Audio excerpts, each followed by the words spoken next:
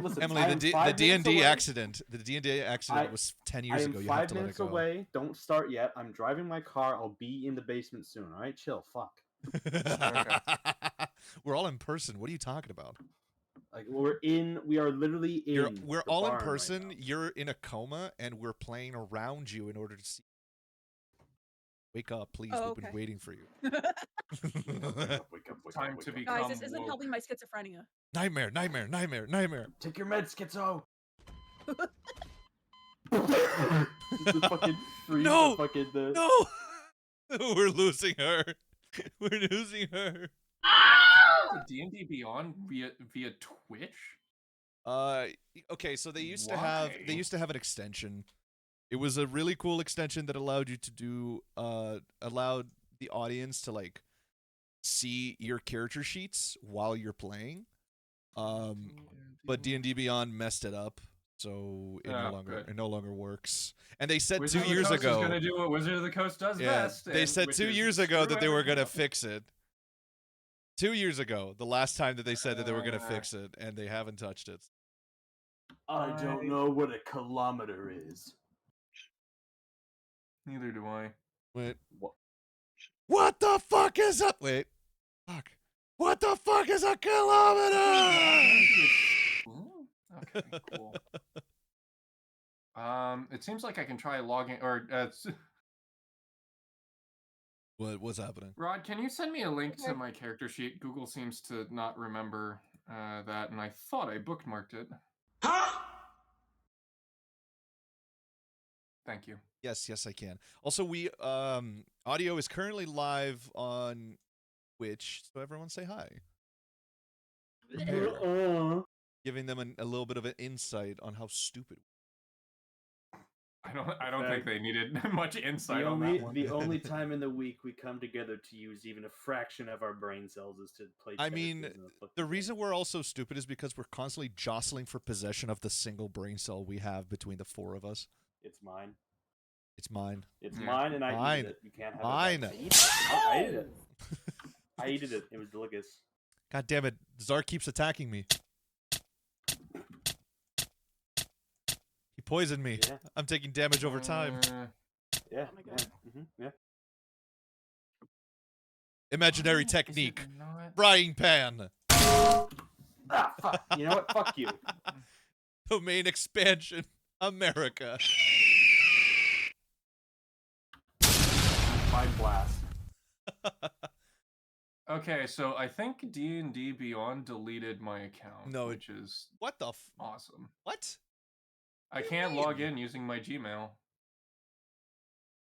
says it's not associated to that. What?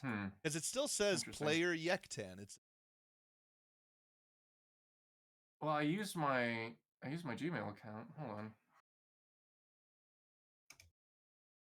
Anyway, I don't know how hello everyone. While we try to figure this out, hello everyone. Welcome to another episode of Wyndburgh. As per usual, I am Commander Rod, and I am your host and DM. This is session 45. Wow. Remember when we were like on session 2, and we were like, "Ha! I wonder if this is gonna last." Now we're on session 45.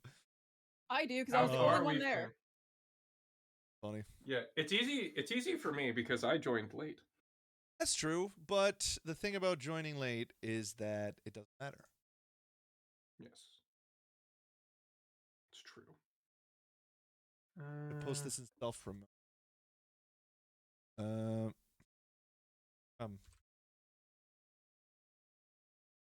So last time, well, actually, little intro or little intro movie. Then there we go. Now we have the music, main theme of Wyndburgh. Hello everyone. Thank you for being here. As per usual, I am joined by my incredible players. Let's go down the list here. Dale, played by Yektan. Yek, say hi. Are the servers open yet? I can't connect to Wyndburgh. I'd join. The servers are at full capacity. No. No. Next up, we have Saltbrook, played by the illustrious Czar. Hello. Very illustrious.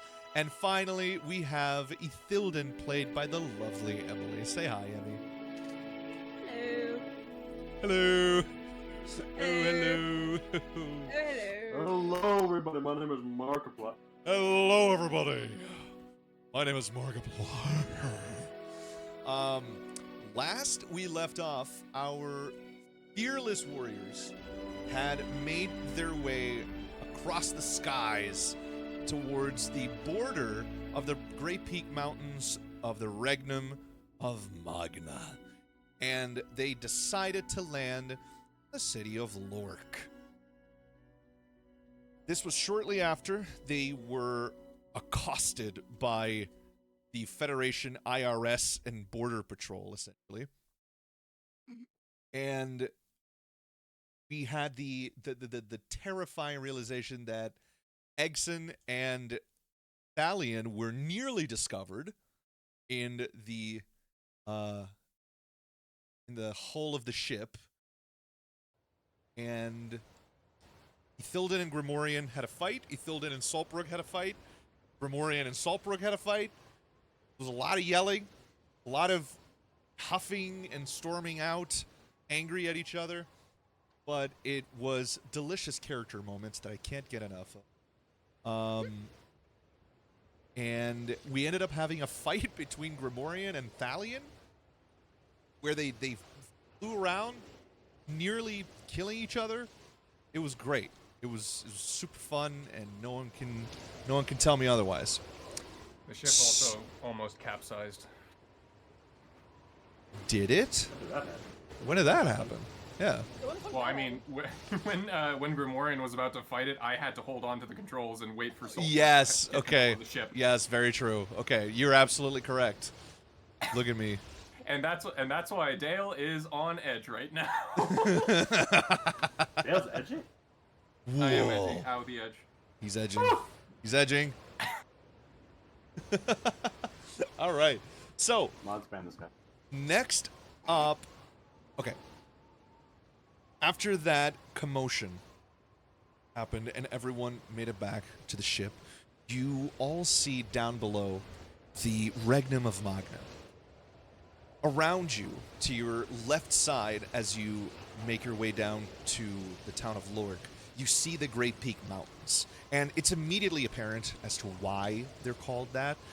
They're these majestic, very weirdly shaped mountains. Instead of having what you would expect from a mountain shape, right? Instead of it being, something like this, and it has like almost like a pyramid look to it, it has these very weird formations, almost like this. And they just keep on going, and in the distance you see others very much like it. Common knowledge-wise, do we know if was this caused by a natural phenomena, or is there like magic involved? Roll an insight for me. Insight? No, Okay. history. Sorry, that's my bad. History. Roll history for me. Okay. My history is +10. Okay. I got 12 +10, so 22. On a 22. Dale, you've heard of tales about a couple of things regarding this area. You know that this area of the Great Peak Mountains used to be a haven for the Zentarim back in roughly around 1350 DR. We're talking, it's currently 1495. So that would be rough. Oh, oops. 1495 minus, not plus. You stupid bastard. Roughly 145 to 150 years ago, the Zentarim made their way into this region and captured several cities from the people that inhabited them. In fact, you know that there was a powerful civil war that took place in this region roughly 150 years ago. And you're also aware that one of the cities that you were all thinking about going to, Oralbar, not Lork, Oralbar, had a human necromancer set up his wizard's tower there. Now, you don't remember this wizard's name, but you do know that he was extremely powerful. And you do know that he was defeated around 1489. So it was a few years ago. It was roughly six years ago that it was liberated. And these mountains with that shape, and Saltbrook, you will know this as well, just instinctually. You don't know the historical part, but you know what type of magic does that to the land. That is Necroblight. And I'm just going to write it down. Necroblight, like that. You know that this type of magic does that to the environment. Oopsie. There. You know that that type of magic, powerful necromantic magic, can do that to the environment. It can completely decimate natural structures of the environment and make them take completely ludicrous and unnatural shapes. You've heard that it can cause trees to come alive and become malicious.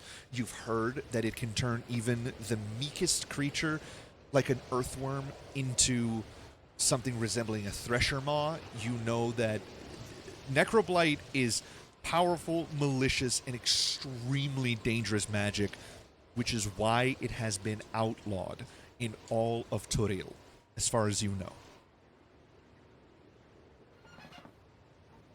Yeah, that's a pretty good reason to be outlawed. Okay. And I'm assuming I don't know all of the Necroblight stuff, but judging by the name Necroblight, it's probably, I'm gonna err it on the side of not good. right. Ethel, actually. Give me history from you specifically, because you have the age required to know I do. I'm something like this.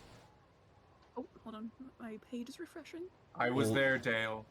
I was there. 3,000 years ago, when the strength of man failed.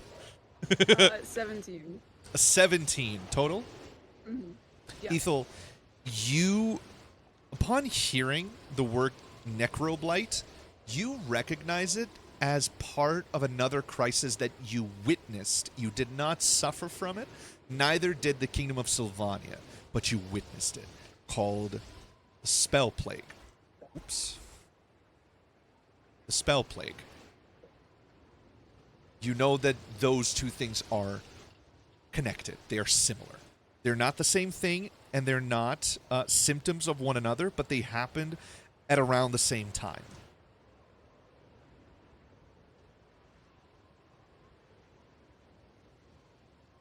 I see. So as your airship begins to make its way down towards the earth below you, you notice that to your right, the border between Magna and the Federation is essentially a no man's land. It's deserted. There's no checkpoints. There's no walls. There's no settlements. The closest settlement apart from Lork and Oralbar is Fort Southwood, which you can see from the right side of the airship.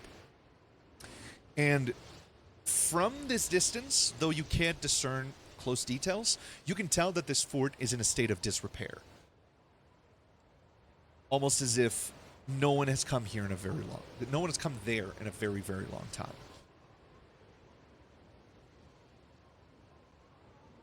And as the ship approaches the ground, you see in front of you the small town of Lork. It's not a very big town, but you do notice that There are well-trodden roads leaving this town in almost every direction. It's almost as if this town was a hub of some sort. A long time ago, but a hub nonetheless. These are cobblestone roads. These are not dirt paths or gravel. These are well built, even if not well maintained roads. You can tell that these roads were built with purpose. And they seem to stretch out from and to the town in every direction. Even towards this so-called no man's land to your west. Also, Painted Gooses, welcome. Hello. Welcome to the stream. Thank you for being here. And as you begin landing, in front of you, along the town, in the periphery of the town, you see that there are many quarries, many mining quarries here and there. And you see furnaces and chimneys with white smoke erupting from them. Now, the landscape around you is idyllic. It's green and verdant and alive. And despite the fact that these chimneys are spewing smoke, it's almost as if the smoke is not harmful to the environment that it's in. It feels very much at home. Almost as if you're going... These plumes of smoke remind you of Wyndburgh itself, and how at night, in the moonlight, you're able to see the plumes of smoke coming out of people's houses from their furnaces and from their fireplaces and their ovens. All of this smoke feels very much at home here, and you see people walking here and there, and you see that many of them, as you're landing, you see that many of them don't really pay attention to the airship, much in contrast to the townsfolk of Wyndburgh itself. In fact, much to the contrast of the people of pretty much any town you've been to so far, an airship is not attracting their attention very much. A couple of children here and there look up and wave at you, but they continue playing. And as the airship touches down, Saltbrook, Grimorian turns over to you, and right before the airship touches down, he sort of motions for you to take a hold of the helm.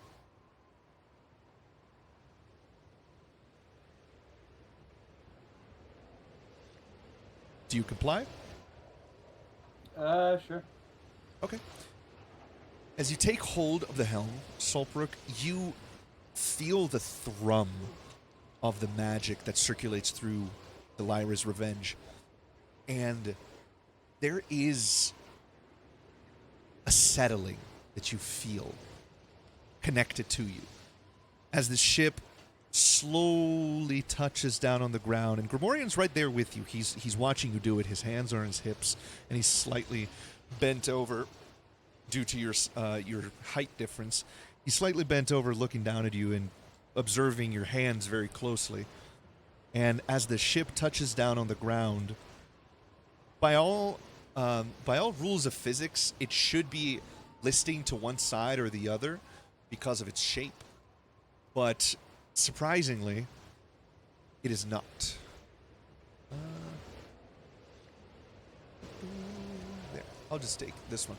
Due to its shape, you would imagine that it would list either back and forth and fall over to the side, much like this.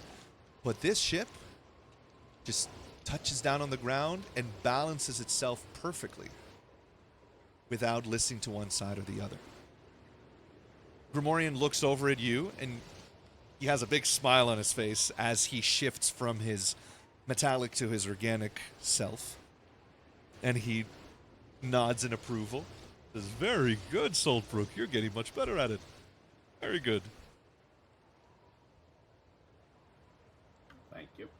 You're welcome. And as the ship settles, Saltbrook, you also feel the weave connection between you and the ship dissipate. It doesn't sever, but it dissipates almost like an ember cools down. And as it stops, its sails move upwards and what am I thinking? They roll up on themselves. What would you like to do as you stand on the ship, looking at the town ahead of you? You see that the town stretches farther than you would expect for a town that looks the way it does. It looks very simple. It's not by any means a metropolis or a city. It's a village, slightly bigger than the size of Wyndburgh. And you guys find yourselves on the Lyra's Revenge, roughly right here. To your right, you see a couple of farming fields stretching very, very far. You see buildings that seem to become tighter and tighter and tighter as they make their way deeper into the city, almost as if they're following the road in this sort of diagonal across the city itself.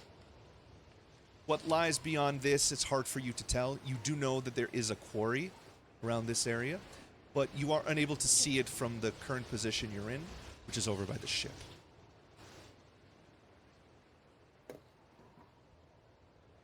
What would you all like to do? Rod, since canonically I've been here, or at least been in Magna, and I've also did research the previous couple of days, would I have like an indication of what lies beyond? Could you say that again, please? I'm very sorry. Oh, did you not? No, like, the whole thing? I was putting music on and it hit very loud for some reason, and it blocked Okay. just as you were, because I got the introduction of it, like, because you've done the Okay, research alright. and whatnot. I just need the part of what is it that I you're was asking? wondering. Yeah, I was wondering if I had knowledge of what lied beyond, like, you know, what we can see in our periphery. Okay, so Dale, you know that this town is a mining town, and that it was nearly destroyed by stone giants several years ago, roughly around the time that it was liberated from the grasp of the Zentarium, in 1489. Looking around, it confirms your suspicions of this still bearing the scars of a civil war. You see that the houses that you see, though they are well kept, there are still cracks here and damage to the siding and the paneling of the houses. You also see on the ground that there are craters that have been filled in with grass, essentially. The ground itself, wherever there is dirt and soil, you notice that there are craters that are now filled in with grass. If you've ever seen the images of World War I trenches that have been reclaimed by nature, it's very similar to that, but not longilineal. They are circular, so craters. Yeah, they're like specifically. craters. Yeah. So Okay. you see these scars on the land, not everywhere, but they are still present. And now and then you'll catch a person right in front of their own house, digging for, with sort of like a wheelbarrow, taking soil from the wheelbarrow and putting that soil into the crater, trying to fill it in. Mm-hmm. You also know that the stone giants did not succeed in their attack against the town. You don't know exactly what stopped it, but you know that they were stopped by someone, by an opposing force. Or otherwise. Yes, and you are aware that Okay. there is a tavern in this town by the name of the Broken Staff, and that it is located roughly around this area over here in the back. All right. So I'm going to relay that information to the rest of the party, and then I'm going to go directly to the tavern just to get a drink to stem my nerves right now. Okay. Dale, as you begin making your way through the town, do you guys follow him? Or do you wait? Yeah, I got nothing better to do at the moment. Okay. Yeah, no, Dale just immediately goes like, I would prefer it to be alone. Thank you. Ooh. As usually he has like that sort of friendly disposition or like trying to be like, amiable or diplomatic. Right now you just see him stressed and nervous, and it's just like, nope, I am not dealing with any of you guys today. I need a drink. Okay, motherfucker, God. Ethel, as you see him walk away, you look over it. You see Grim just sort of like, I suppose I bear some responsibility in that. I'll have to apologize to him later. I would like to climb the, what do you call it? The crow's nest, essentially. Oh, assuming okay. we have one. Yes, you do. And I would like to see beyond what has been known to us already, see if there's any, like, congregations of people or important buildings that are around. Okay. Czar, I'm not going to ask you to roll perception because of your proficiency in it and how high your proficiency is at this point. It's a very simple examination of the town. You notice that, let me just mark certain things here. This right here is the tavern. There. Czar, you notice that there is a building that resembles a hospital right here. One second, I need to close my door real quick. My mom just arrived. Hi, Rob. Hi, Mom. Sorry.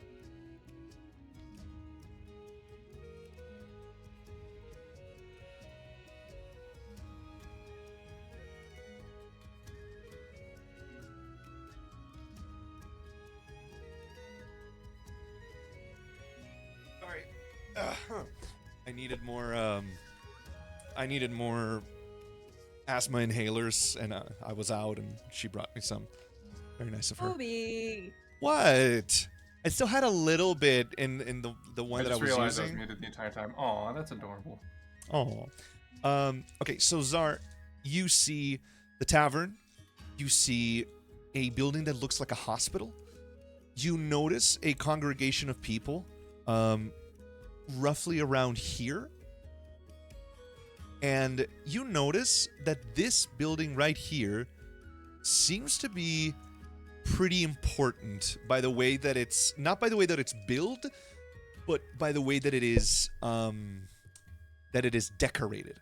It seems to have this this shield, this coat of arms on its front, and you immediately draw the conclusion that this is some sort of government or authority building. Mm-hmm. You also, while looking, Czar, you notice something peculiar. While looking at the farm, you see nobody on the field. And this is prime field work hours. You also look towards the quarry, and you see no one at the quarry.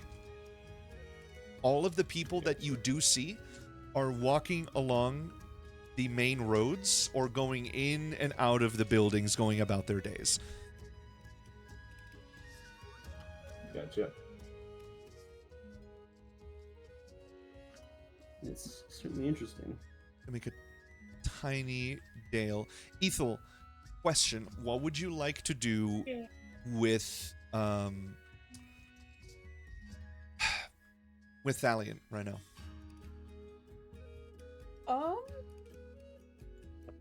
I suppose the old Skelteroo and put him in pocket. Okay. You give him the shapeshifter's hat, and he transforms into a tiny salamander. Yay. I love him, Your Honor. Dale, as you make your way through the streets, you notice something interesting about the people. Mm-hmm. and that is that none of them seem to be hungry. You don't see anyone homeless. You don't see anyone asking for alms as you normally would see in a city. You also don't see anyone working on the streets, or you don't see any panhandling or you don't see anything like that. What you do see are stalls filled with food, filled with equipment, filled with adventurer gear. You see buildings that have the markers on them, hiring and talent needed. You also see that people's homes are very open. Doors are not kept closed. Windows are kept completely open. And we're not talking about two-story houses with open windows. We're talking about ground-level buildings with open doors and open windows, and not businesses. These are residences, completely open. These people don't seem to have any worries whatsoever in terms of security and safety. What you also notice, Dale, is that the streets are frighteningly clean. I'm talking not a single bit of trash, not a single bit of dirt. The gutters themselves look pristine.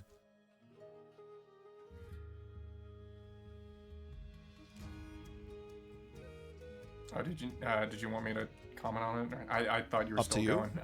Up to you, yeah. Yeah, no. So just looking around, I'm assuming that I would know like somewhat of the revolutionaries' intentions, since I kind of worked with them.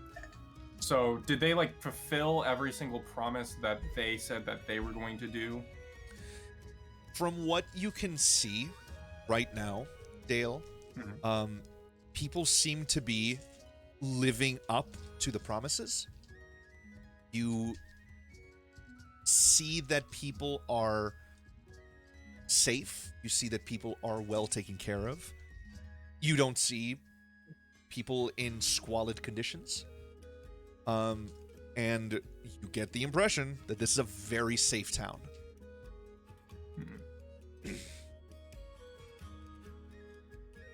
Yeah, so I'll just with like a impressed face, is like, well, looks like they kept their end of the bargain. Good. Now where's that tavern? Dale, as you come to a fork on the town's roads, you notice a congregation of people to your left, and what you see is that they seem to be celebrating. There is a campfire.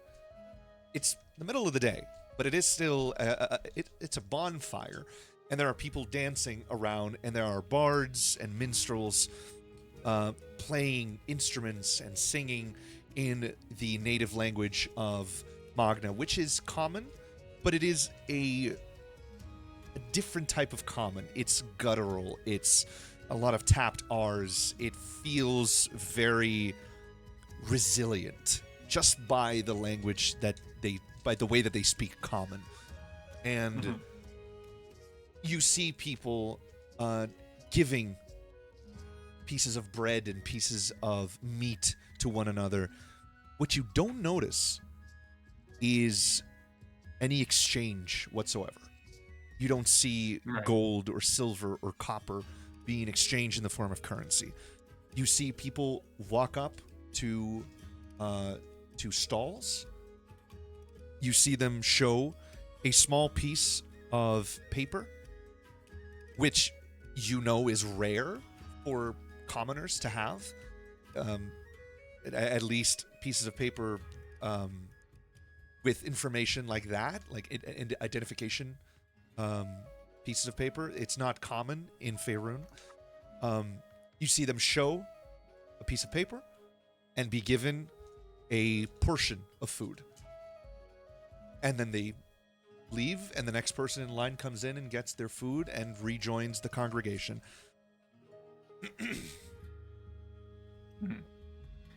I'll just sneak, or not sneak, but casually walk over to the celebrations, like get a little bit of bread and meat, and just say thank you, and then just work my way to the tavern. As you approach the stall, Dale, you see this large, fat woman with rosy cheeks and curly hair down her head. She's a halfling woman, and she looks up at you from the side of the stall. She's not directly behind it, otherwise you wouldn't be able to see her.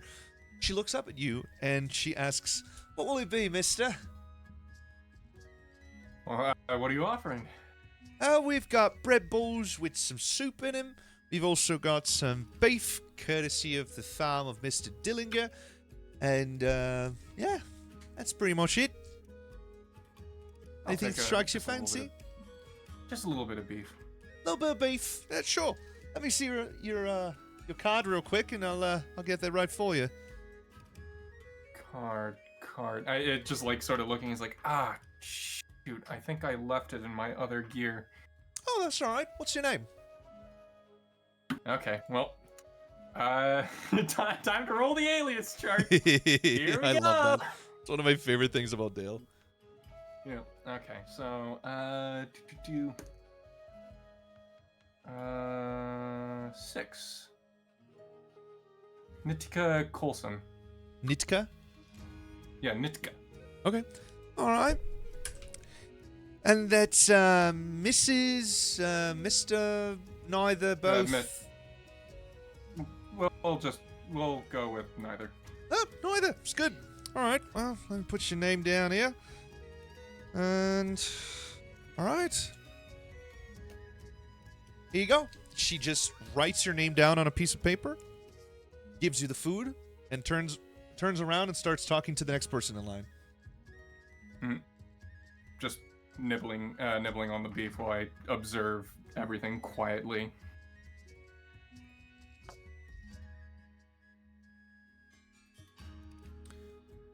As you watch the celebration, Dale, you notice that of the people that are being exalted, there is a small group of people that are being exalted and given wreaths of flowers and given mugs and pints of ale and carried on the shoulders of other people. You see that they bear on their right arm, on their shoulder on the right arm, you see that their right arms are exposed. And you see that they bear a brand with the symbol of the Zentarim. But looking closer at the symbol, you notice that there is a fist above it, almost as if it's squashing it down.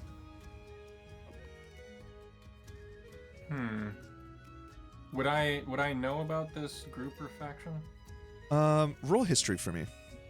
Yep, you got it. 6 plus 10, so 16. With a 16, you can tell that they are part of the revolutionaries. It seems like the brand on their shoulder is an identification brand. The type of thing that they would wear as a way to recognize each other. And you also notice that the Zentarim brand came first. These are two separate brands.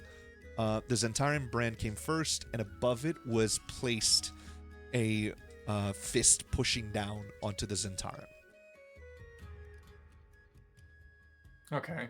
Oh, so is it like the 3 arrows symbol bit? In a way. Yeah. Okay. It's like Is it like an anti-authoritarian sort of like Yes, very, very similar. Okay. It's sort of the "we will tread on you" that kind of thing. You know, like that, Okay. right? It's that sort of thing. Well, We will please no step tread on Snake. Tread harder, daddy. Definitely on Snake. Please tread harder Oh on god, Snake. I wasn't gonna go there, but fine. So you notice that while the brand of the Zentarim is almost as if it's shaky, you notice that the brand of the fist is very steady, almost as if there was no struggle when it was branded upon their skin. And you notice that there are elves, drow, dwarfs, men, tieflings. You see a couple of genasi here and there.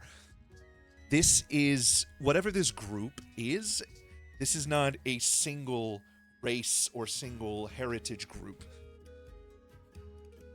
They're very different from each other, very diverse. It's a group based on ideal or bond, or it's a group bond based on ideal rather than ethnicity. Yes, you could glean that. Yes. All right. Would you like to proceed to the tavern? Yeah, sure. I'll just let those guys celebrate and whatever, and try not to get mixed up in Magna Magna politics, because I already did that once. Wouldn't recommend it again. All right. Ethel and Solbrook, what would you like to do?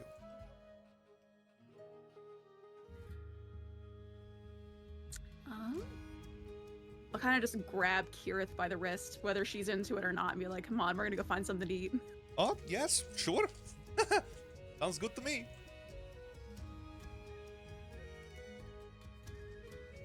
Solbrook, as you watch the two of them begin to leave, you see that Grim sort of stays behind.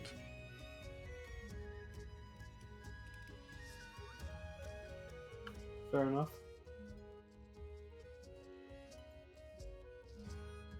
What would you like to do? Sorry? What would you like to do, Solbrook? I'm gonna turn to Grim. I'm gonna say, I'm gonna need a buddy to come with me to get this process started. Alright, yeah, of course. And you see that he takes a deep breath and sort of calms himself. He felt we gonna fight. I said, no. You see that he seems to be very nervous, and the anxiety doesn't seem to be about you. It seems to be about the town. I've perceived this, right? Yes. Alright. As we begin to walk, I'm going to strike up the conversation. I'm just gonna ask him, what's got you on edge, buddy? Well, it's City of Organics. I've only just started being okay with Wyndburgh. Not very... I don't know, it's just people. People that don't know me, people who I don't know. It's me worrying about being found out and then ostracized again, pushed out. I'm just not very... It'd be like me walking into a forge, eh? First time. It would be very much yeah. like you walking into a forge city. Yeah. I wouldn't worry about it too much. Besides, if anyone bothers to really investigate who you are, you can always just head back to the ship if you need be. But it's better to move in a pack in case one of us gets jumped. Can't say you're wrong. And Solbrook, you realize that as you're walking, Grimorian has a small journal in his hands, and he seems to be writing profusely. He looks over to the left and he sees a person walking by and he writes on it. It's a very mechanical, fast writing. You've never seen anything like it. And he looks over to the right and he sees a building with a weird chimney, and he's drawing the chimney, and he seems to be not just on edge, but also very alert to everything that's going on around him, and seems to be taking it all in very eagerly. Although if you start writing that fast, some people might wonder. What do you mean? How do organics write? A lot slower than that. Let me show you. All right. And he gives the journal over to you. And Solbrick, you notice that there's a scribble of you, like there's a doodle of you, and it's here. It's not very good, is it? Wait, does he have a drawing? Does he have a drawing of me too? Well, you can't tell. You're not here. Yeah, obviously. I should check that later. Wow. Could I change the fries for chicken nuggets? No, you may not. No, you may not. No. It's like very cartoonish.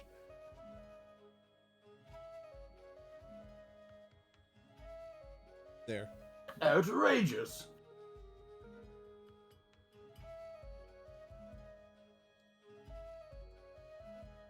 And do you show him how organic writes? I'm just gonna show him that my hand can't move that fast physically, no matter how fast. First of all, I'm gonna swap to a different page. I don't want to lose my drawing.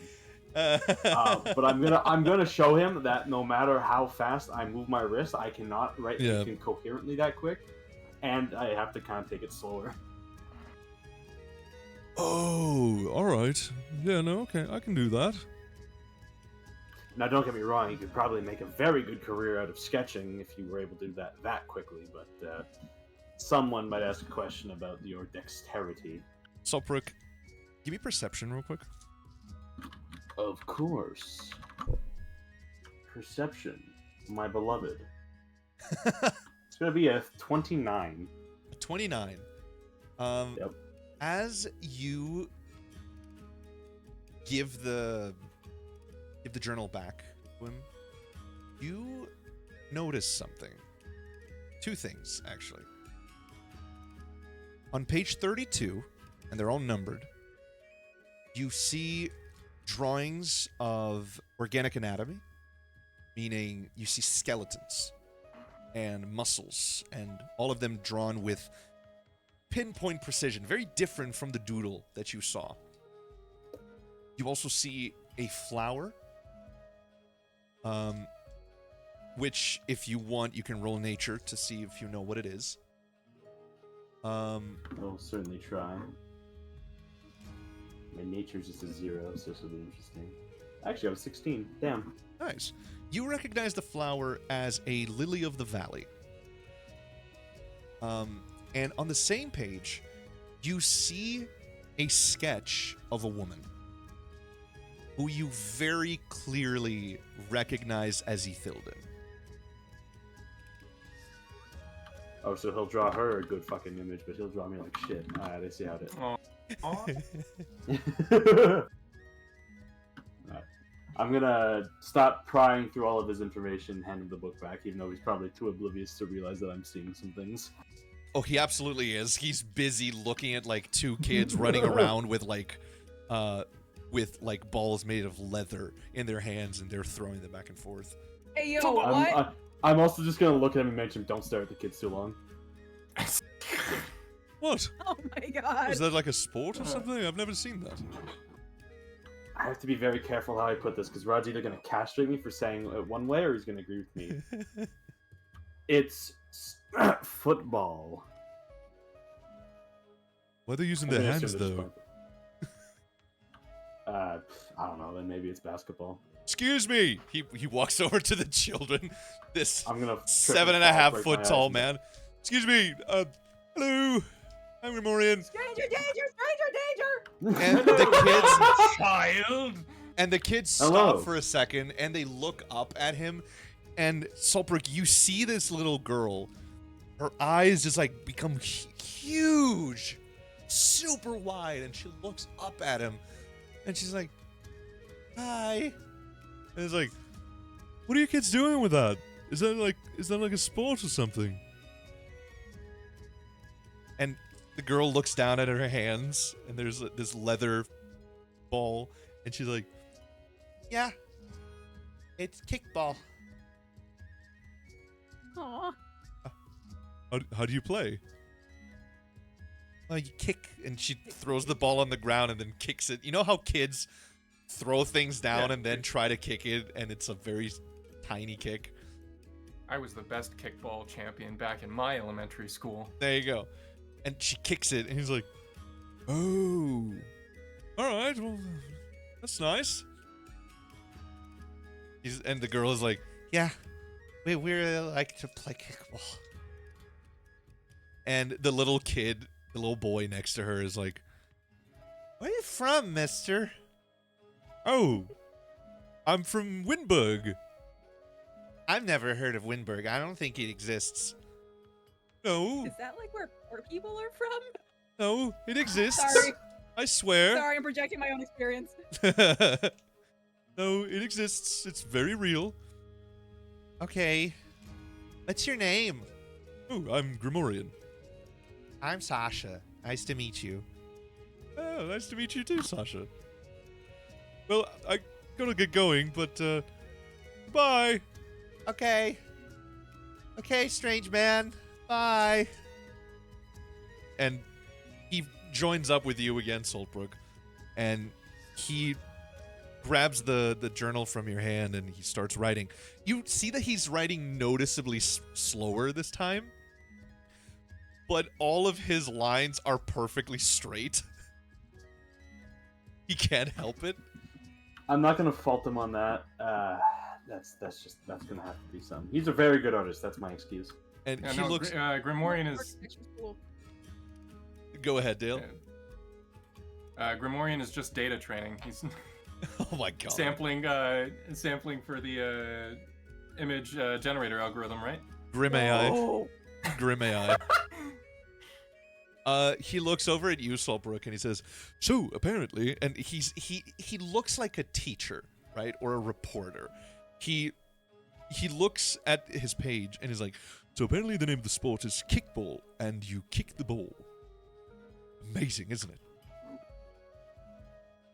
I could have told you what it was from the name. "Oh, you never know. You said it was football and they were using their hands." Yeah, but they're kicking the ball, ain't they? "Sure." And he keeps writing. Ethel, as you're all making your way down the streets, you notice that Kirith is a bit on guard. Right? She's a bit alert. You can tell that her ears, pointy, similar to yours, are perked up. She's very clearly scanning the surroundings. I'll try to like mimic the direction of her ears with mine. See what she's picking in on with her radio signal there. Is that how that works? Give me a perception Kind of. check, please. Sure. I just really, really like the idea of moving ears. Okay, 18. On an 18, you notice that she is essentially... She seems very anxious. And her ears are not just focused on one direction, they seem to be rapidly moving, independent from each other, almost like chameleon eyes, trying to find something. It's not clear what she's looking for.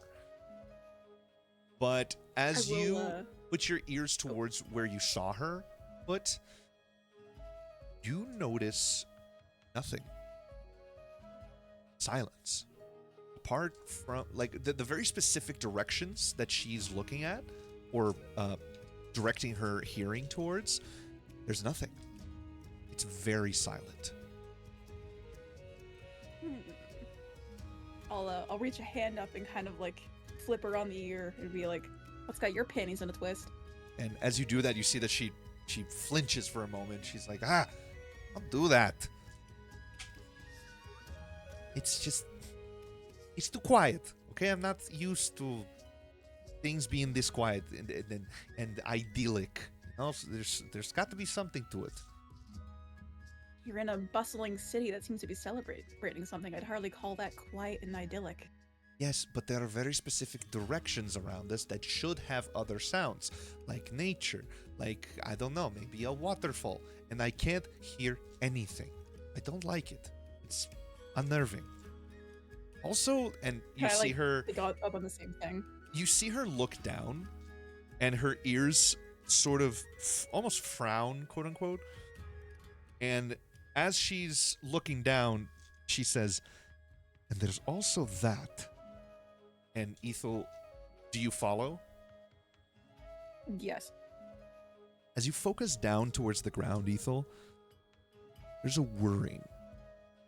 Almost a mechanical whirring underneath you. And a clink here, a clank there. Nothing aggressive. It's just almost this background noise to the city itself. So there's like mechanical bits of the city? Or like underneath? There is something stirring under the city. She kind of jokes like, how the hell did you notice that before me? And she kind of like tugs her off to the side, like be it an alley or something. Okay. And as you do just so I that, don't she's look like, an absolute... geez, Ethel, if you wanted to, you could just ask me. It doesn't have to be in public. I like shush her with a hand. And I go, like a madman, because I didn't want to do it in public. I squat down and like try to listen to the ground. Okay. Ethel, as you do that, you can very clearly hear that the clinks and clanks seem to come from one direction and go to another, and then you don't hear anything, and then maybe from a different direction towards another direction. It's almost as if these are footsteps underneath the city. They got subways? Though the footfalls are very heavy. These are not regular footfalls.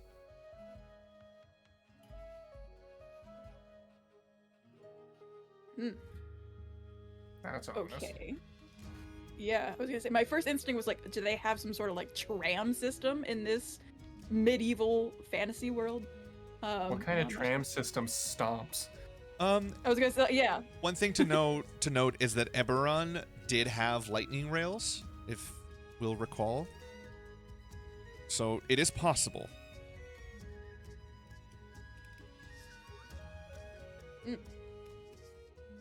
Is there like a grate or anything nearby?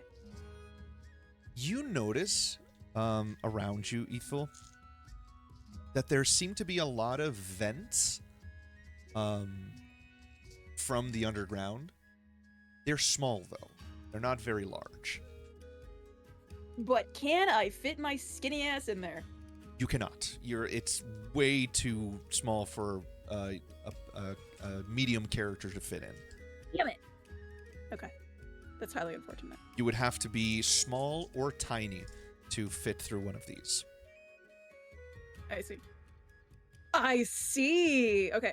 I bring forth my little buddy, who is in tiny lizard form. Yes? Sorry, I'm back. My cat wanted attention. All good. As he should. You bring forth Thalion, who is in skelt form and is therefore tiny. I'll speak to him telepathically and say, see what you can see down there, and like set him next to the little hole. He looks up at you and he like shivers for a moment. And he looks up at you and is like, Do I have to? You don't have to if you don't want to, but like, come on.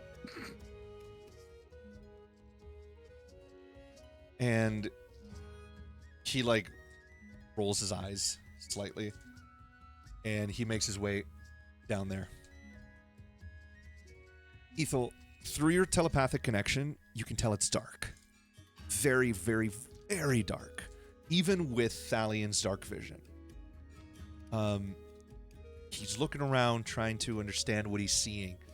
And you see where you can detect silhouettes in the dark. Moving. Very slowly. But every time they take a step, it's heavy.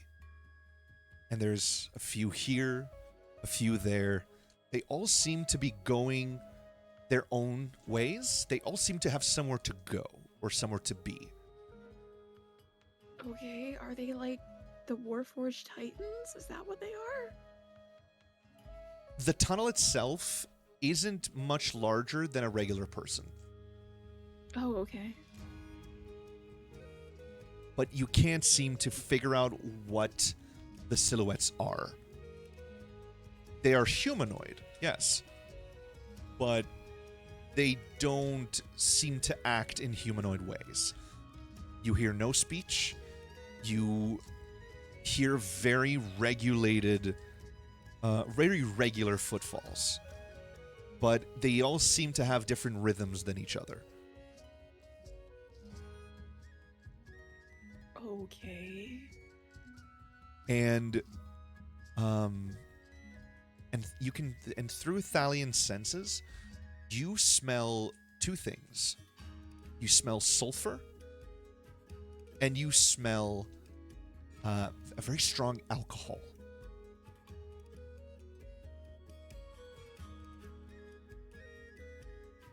Is someone trying to blow up Parliament?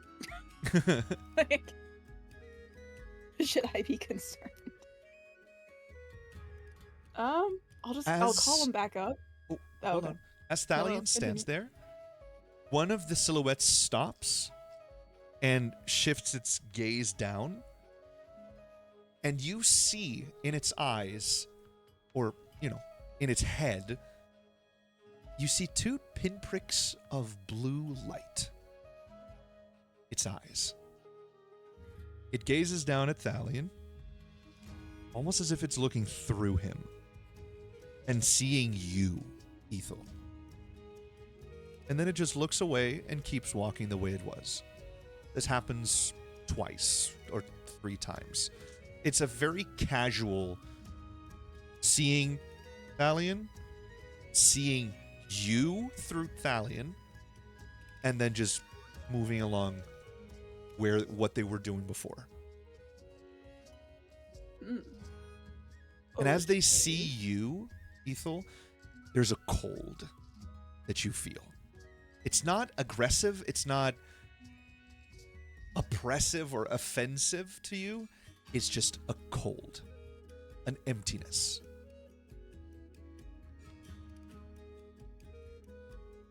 So are they like some form of automaton, or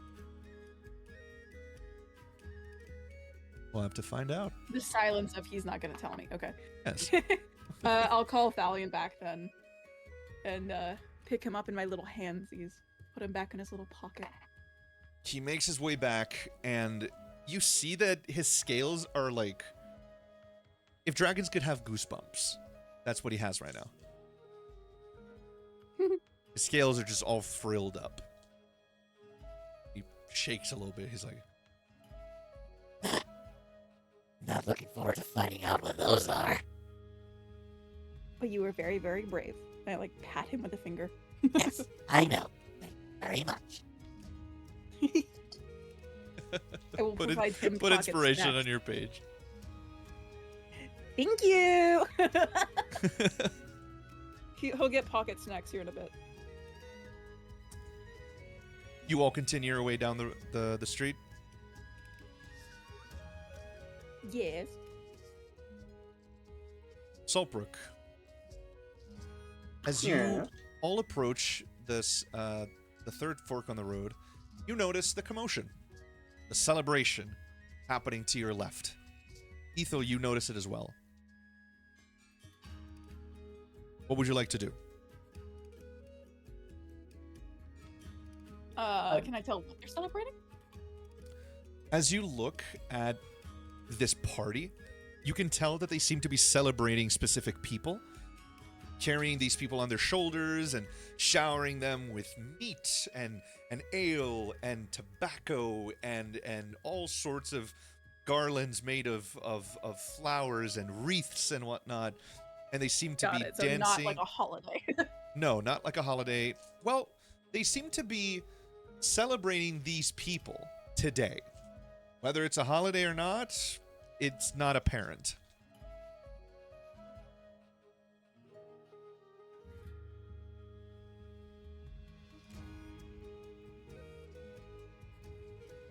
At the center of the celebration, you see a bonfire, and lining its surrounding, you see several stalls filled with food. Beautiful food of the highest quality. Not dishes, but meats and ale and bread and vegetables here and there. What would you like to do?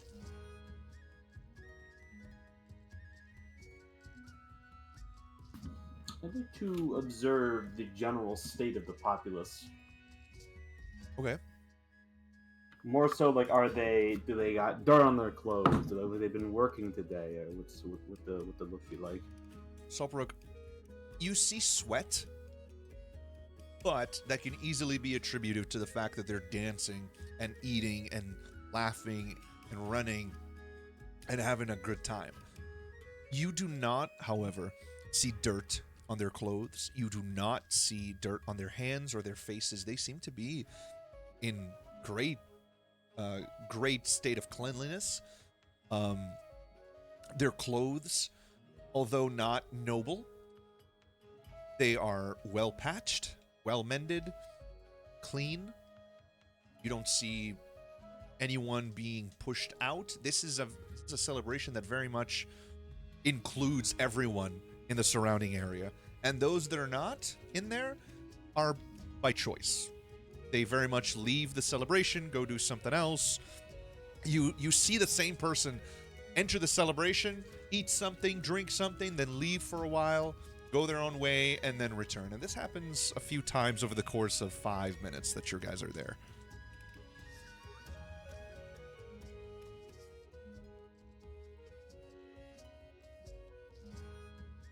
I, again, just in the meantime, grab Kirith and just drag her to the nearest stand that looks like they have meat. Okay.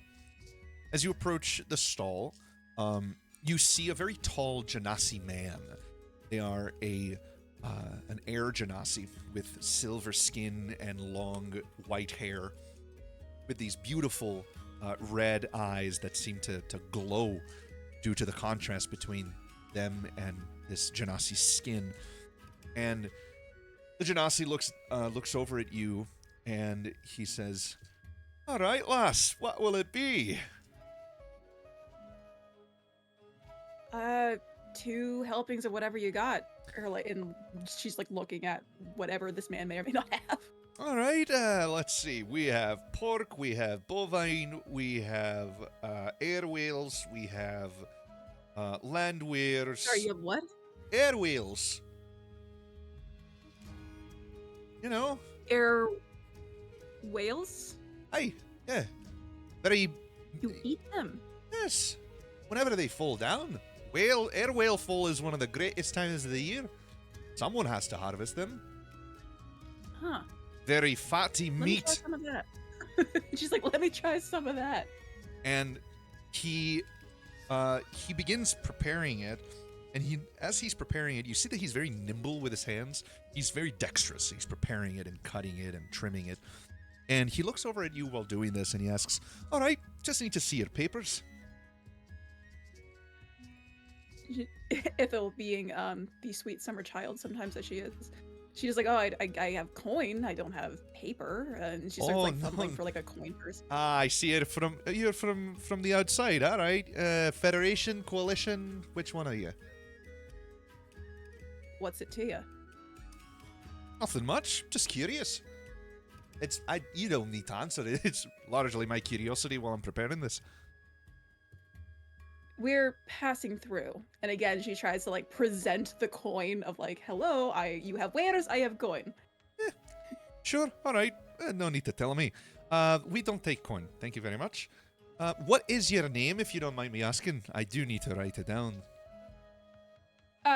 If you don't take coin, I have furs to trade. Spice from the coast, and she's trying to barter with this man. What do you want from me? Lassie, just your name is fine.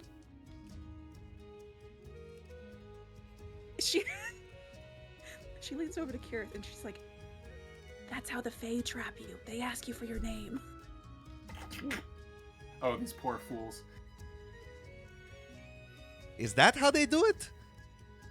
I thought it was through a night of incredible heated passion, but, Oh, sweet God. I'm Ithildin, that's Kareth. Ithildin and Kereth. Nice. Here you go. And he pulls out 2 plates with this huge piece of meat. I'm talking like here's the plate. Wait, fuck, that's. Here's the plate, and the piece of meat is like this.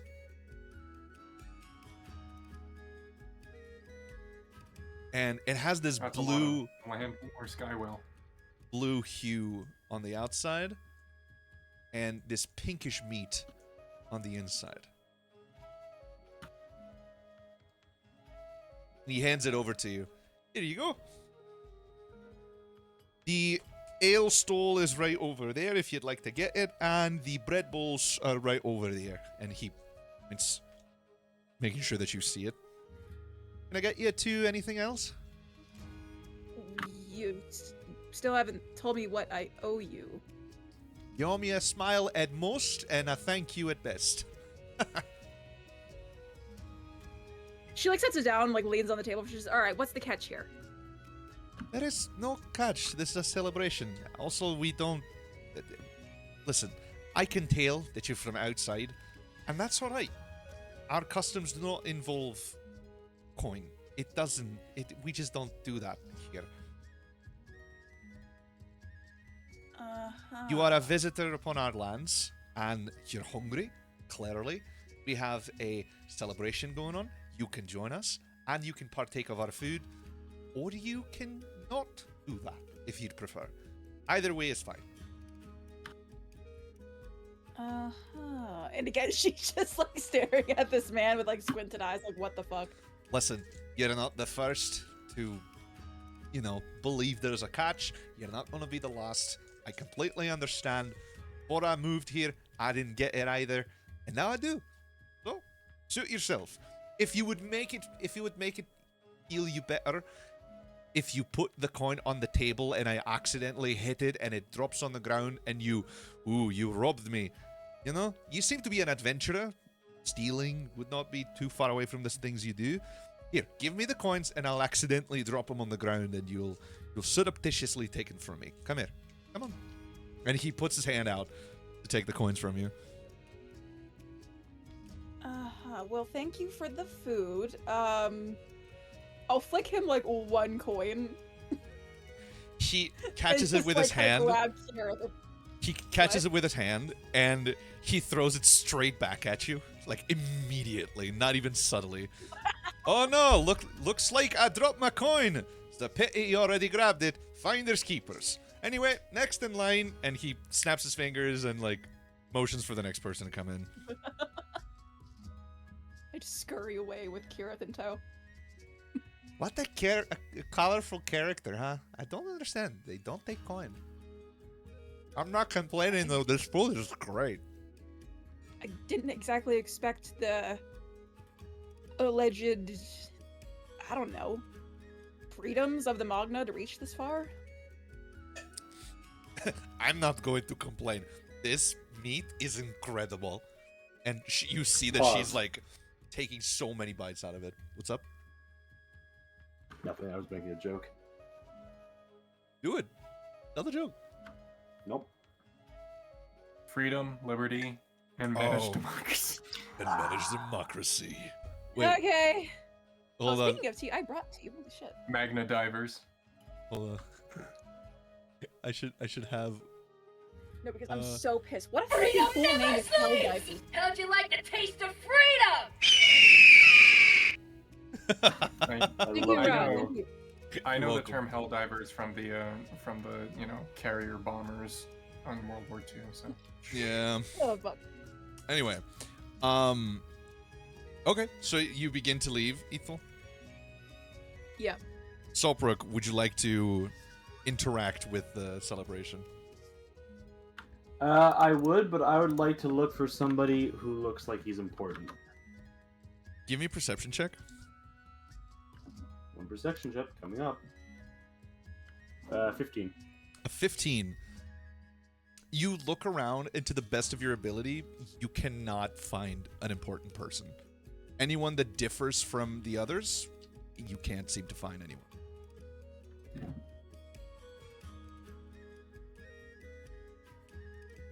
I will join in the celebration and just socialize. Okay. In front of you, you see several different people, and among them, you see a dwarf. I'm gonna call him Short and trip him. Are you actually That's gonna not what do I'm it? doing. No, Okay, good. No. You look at this dwarf, and you notice that he's not a regular dwarf. This man is a Duergar. And Duergars are also known as deep dwarfs. The thing about them is that you know them to be extremely antisocial. It's very uncommon for there to be a Duergar on the surface, and 30 times more uncommon for them to be socializing with other humanoids. They don't like people. Yet, you see this... Very slay of them. You see this Duergar with light purple skin and white hair just partying it up alongside everybody else. Damn. You fucking balling.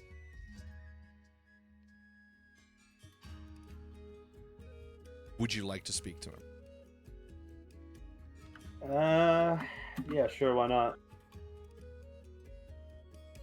Well, actually, how hard is he partying? That's the real question. Oh, he I is. don't want to interrupt. He's covered in sweat. I don't want to interrupt his partying. I don't He's want to interrupt his covered partying. in He's sweat, having fun. big smile on his face. Is he moshing? He's moshed. He's gooning. He's good.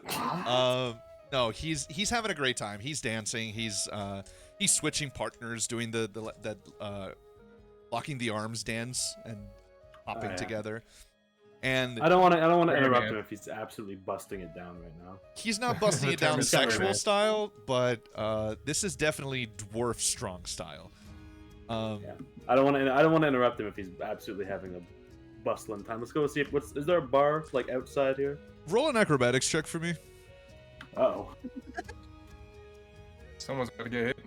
Oh, that's a fucking 1. No, no, no, one? someone's about to get drugged into dancing. Well, technically it's a 5, but it's a not 1. Okay, and that one, Solbrook, as you turn around and are about to leave, you feel a tug on your arm, and you're pulled into the dance by an old woman. And she's just, she's locking the arm with you and dancing, and she hears your protestations. She don't care. Oh. And then she switches with someone else, and now you're dancing with an orc. And this is not a half orc, this is a full orc. Tall as hell, green, mean, lean. Smells like ass. No. Smells great. That's a racist. He was using Magna Spring soap.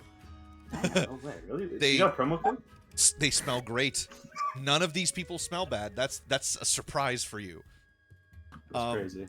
And That's a suddenly, you find yourself in lockstep with the Duergar.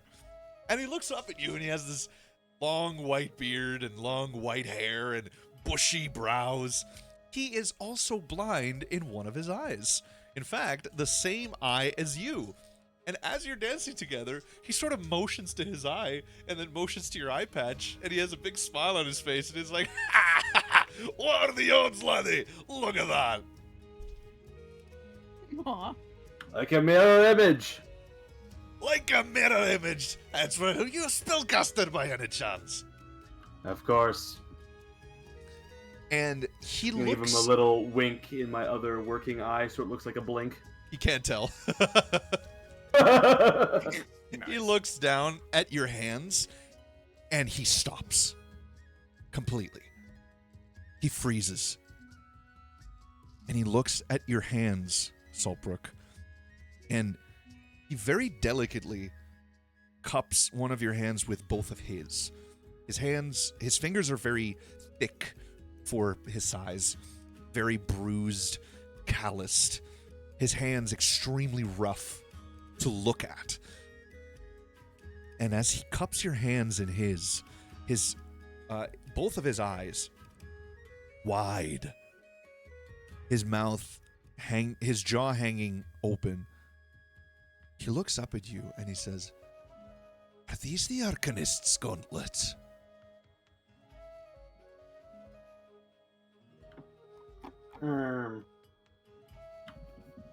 I'm just gonna give a little nod, like, yeah.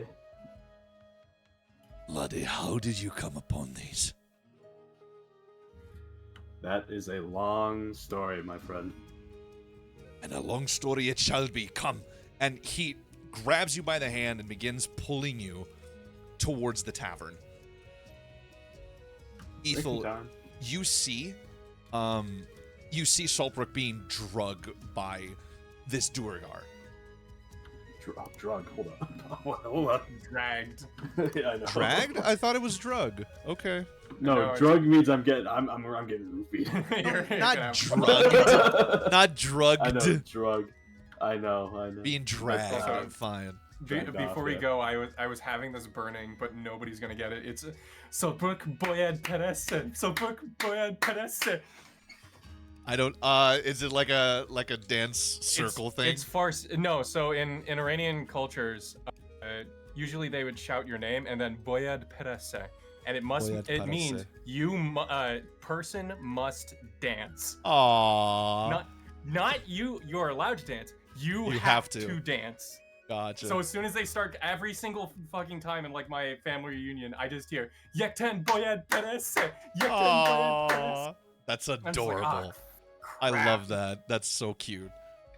They do that for all the family members in the That's party great. too. It's great. Love it. I imagine that's what they're doing essentially. So, Ethel, you see Saltbrook being dragged by this Duergar. And Grim sort of comes out from the middle of you and Kirith, and he's like, "Is no one gonna stop that?" Or like, what's happening? Saltburg is just like, "Help! I'm being kidnapped. I need an adult. I am an adult." Stranger danger! Stranger danger! Dale, Yes, that's me. you made your way into the tavern, the Broken Staff. And within this tavern, you see people of all different races sitting together.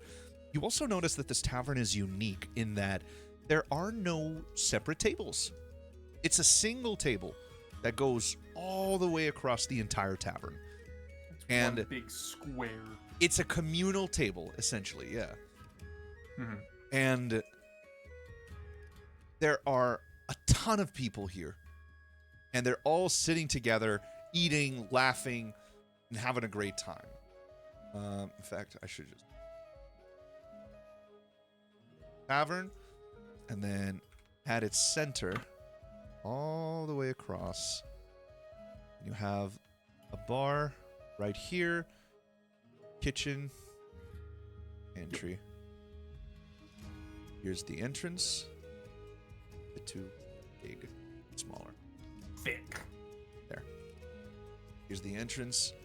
And you see so many stools and tables of all different shapes and sizes and like they don't, none of them seem like they match. If you're lucky, you'll find one pair. It's just a huge, massive communal table where I want to say 20, 30 people are all sitting, eating, celebrating, telling jokes, and telling stories together.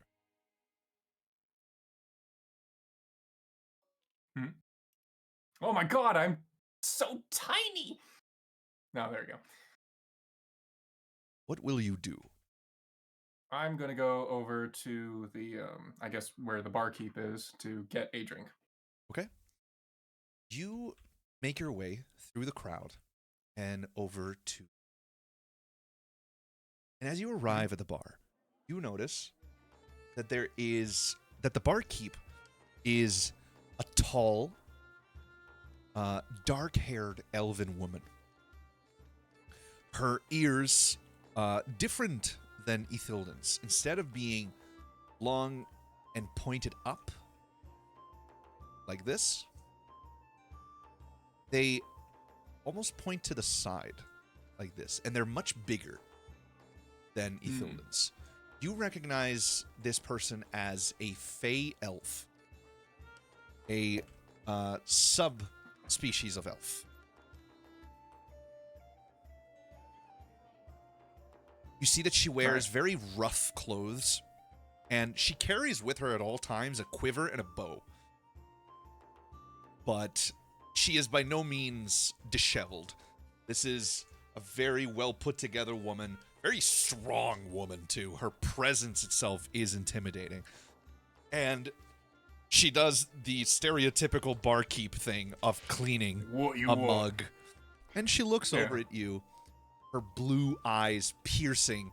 And as she looks over at you, she has a smile on her face. What will it be, lad?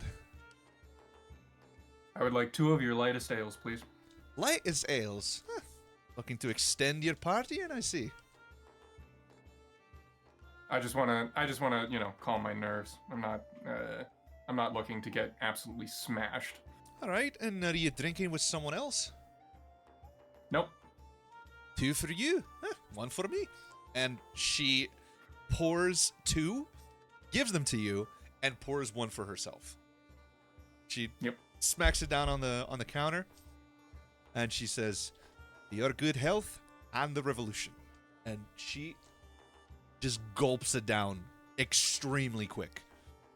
Yep. I immediately respond to that cheer.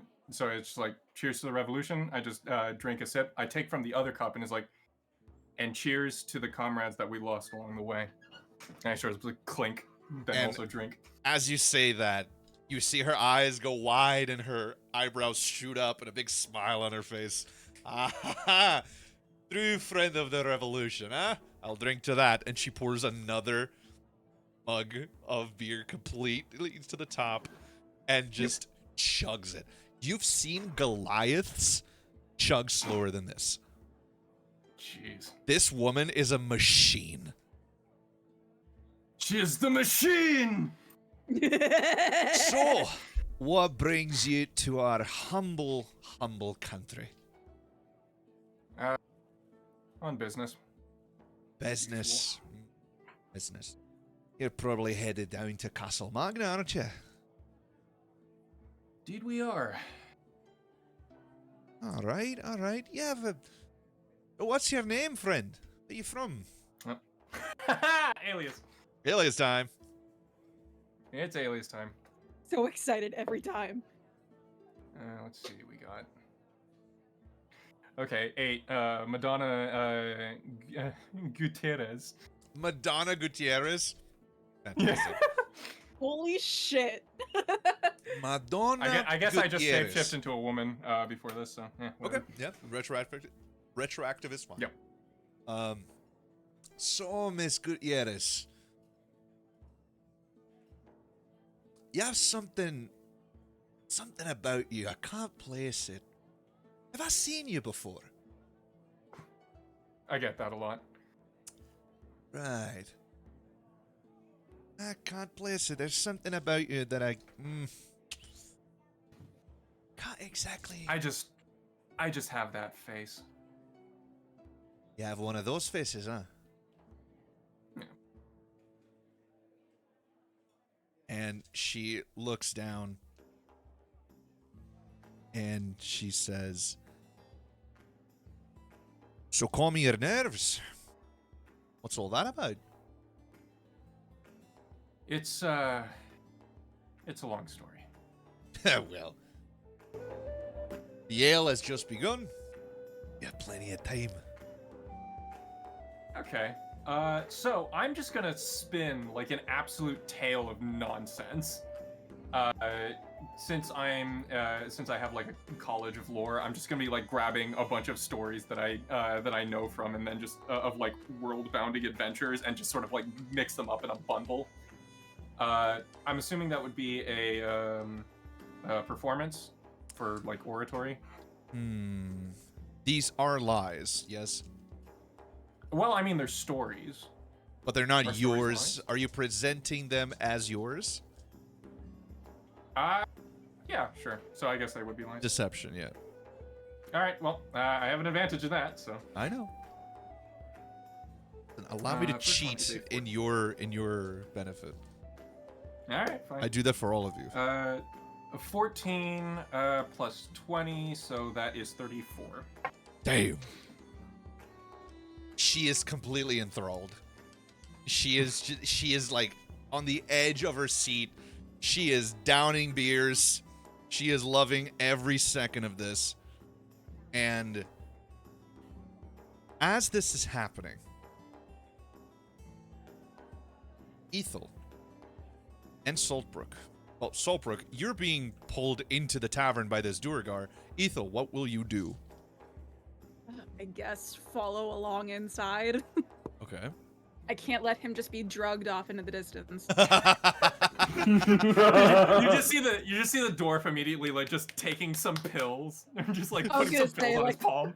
Just immediately Got like a little needle, you know, the usual. just like, laddie, give me 1 second. Oh, there we go. That hits the spot. Put this on the roof of your tongue. Who gave the dwarves Quaaludes? Put this on the roof of your tongue and it'll make you go fucking wild, lad. Listen, Percocets. I have Percocets. listen. I have to use my spell on you. 1 second. Oh, I've been married. There you go. You ever tried Percocet 35, son? You're ready. Nice. You're now ready.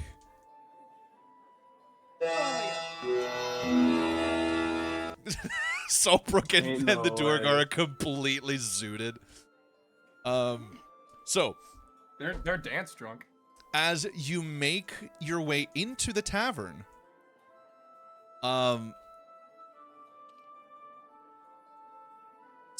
Oh god, they don't Dale. know that I transformed into a woman. I have no idea.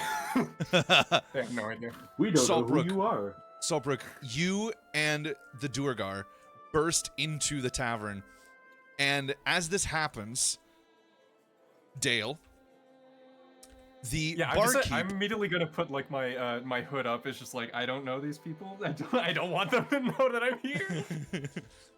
The What barkeep did we do to you? looks over your shoulder, Dale, and immediately looks over. Ah, Woodfirth, come over here, laddie. What you doing? And Saltbrook, you see the Duergar while holding your hand, like trying to flag down the barkeep, frantically waving over at her. Izaria, there's no fucking time. Get in the pantry. Get in the fucking pantry. This is important. What are you talking about? I'm starving a customer over here. There's no time. Get in the pantry. I'm not getting in the pantry just because you told me, you old hack. Listen to me. Get in the pantry, woman. There's no time. And she looks over at you, Dale. I'm really sorry about this. And It's okay. It's she important. walks out from behind the bar, and she's like all smiles, looking at her patrons, making sure that everyone's having a good time. And she runs over, and she looks over at you, Saltbrook, and this woman is like towering over you. This elf is a very fucking tall elf. And she looks over at you, and then over at the Duergar. Winfirth, how many times are you going to bring some stray out from outside and suddenly decide that we have to go to the pantry with them and they all think that we're trying to fuck them? Listen to me, lassie. This is not like the other times. Look at his hands. What do you mean, look at his hands? Look at his damn hands! And he motions to you, Saltbrook, to show her, your hands. I will raise my free hand to show the gauntlet. Look, it's the Arcanist's gauntlet. It's the bloody Arcanist's gauntlet. It's Arya. I was right. And as this is happening, Ethel, you walk through the door. And as you do, in front of you, you see Saltbrook being accosted by this dwarf. And right next to him, you see Azaria. She just immediately, Isaria? And like goes up to her and like grabs her by the arm. And as you do this, she looks down at you. Her eyebrows shoot up completely. By my fucking beard. Ethel Dynamikir, how are you doing, you bitch? Look at you. You haven't He aged a just, like, day. pulls her to a hug. And she hugs you. Like, she's way taller than you, and you're already tall. She grabs you, like, she gives you a bear hug and, like, lifts you out of the, like, off the ground. You haven't aged a day, you bastard. How you been?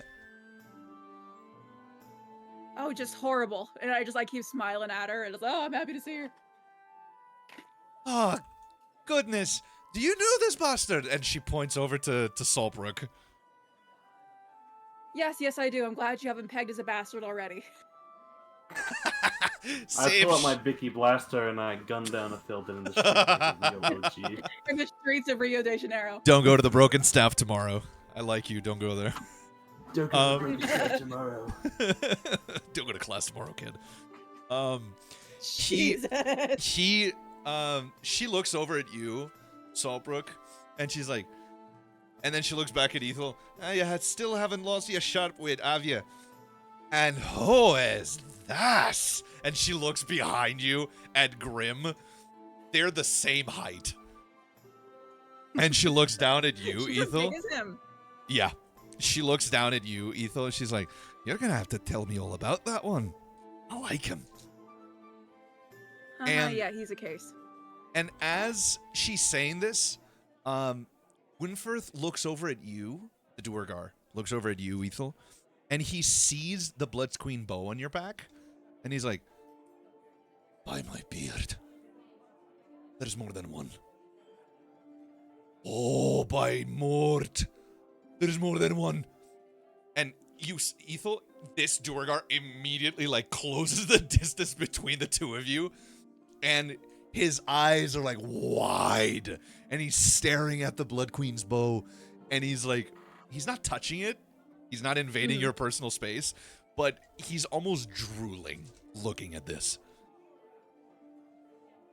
But Intoril is happening. And Ithel kind of, like, gauges the scenario given the gauntlet thing and the bow thing and says, so this pantry.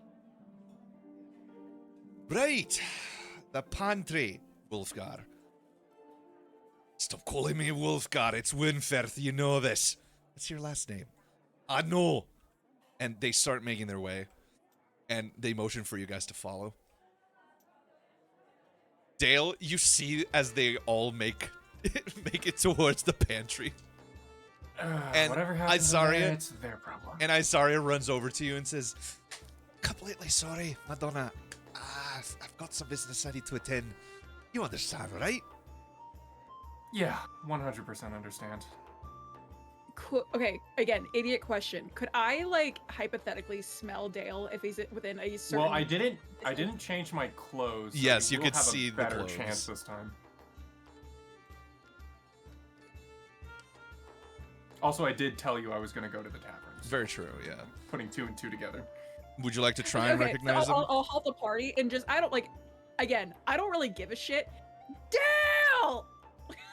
Like, room goes silent, mom yelling for her toddler. Dale. Dale, what do you do? I just do like the sort of, my shoulders just sort of scrunch. It's like, oh, jeez. Do you reveal yourself? Oh, yeah, that's right. I'm still a woman. Yeah. Fuck. And under an alias. The second alias you've used ever since you got to the city in the last 10 minutes. Well, I mean, I used multiple aliases here, but yeah, the one that the most recent ones. I just sort of look at her and is like, apparently I've been summoned. What? You have another name? Huh, nice. A And- nickname. And she walks back. Well, come on then, Dale. My Dale. That's not good. I sort of like try to keep my hood on so that it's just like, shit, I forgot I didn't transform yet, so I don't want to make it look obvious, but you can see just like fucking golden locks just coming out of like my Grimorian looks at you, Dale, and says, huh, nice. I just immediately look with the confusion, like, what the fuck? Can we? Can we? And he's like motioning for all of you to get in. I go in. As you make your No one way. else goes in the hole. By damn, I will be going in the hole. Mark my words. As you make your way into the pantry, you see Wunferth in the corner over by the window. He closes it and closes the lattice, goes to the other window and closes it. And then he runs over by the door and locks it, runs over by the other door, locks it. And he takes a deep breath. Oh, all right.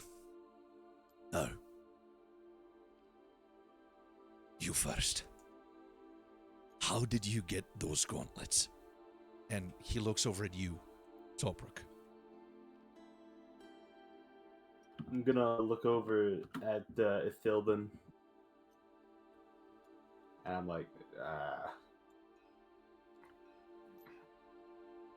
I give like the most subtle subliminal nod.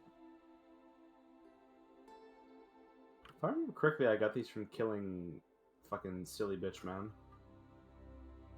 I'd be wrong with that. No, I'm pretty sure that's how it happened, wasn't it? What was that guy's name again? Viva Latucci.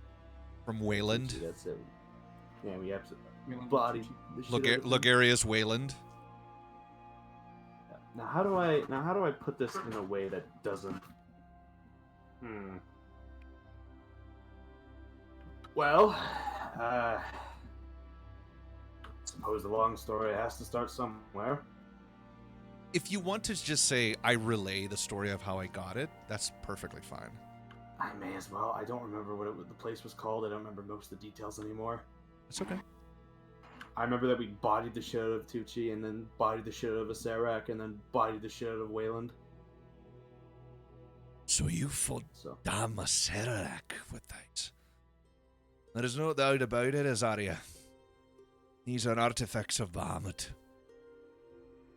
And he walks over to you, Saltbrook, and he motions for you to put your hand out.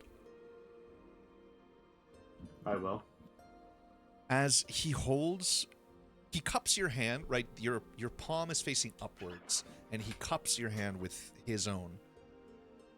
And he turns it around very delicately, almost like a scholar examines old documents. It's very, very, very gentle and delicate. Ah, there you see. And he points to a nigh invisible line on the top of the gauntlet. You look closely right here. That is an arcane vein. Right there. And Tolbrook, as you look closer, you can see it. It's nigh imperceptible. But now that he's pointed it out, it's clear. There is a almost organic looking vein of arcane energy. But what you also notice is that instead of it being a continuous line, it fails at some points.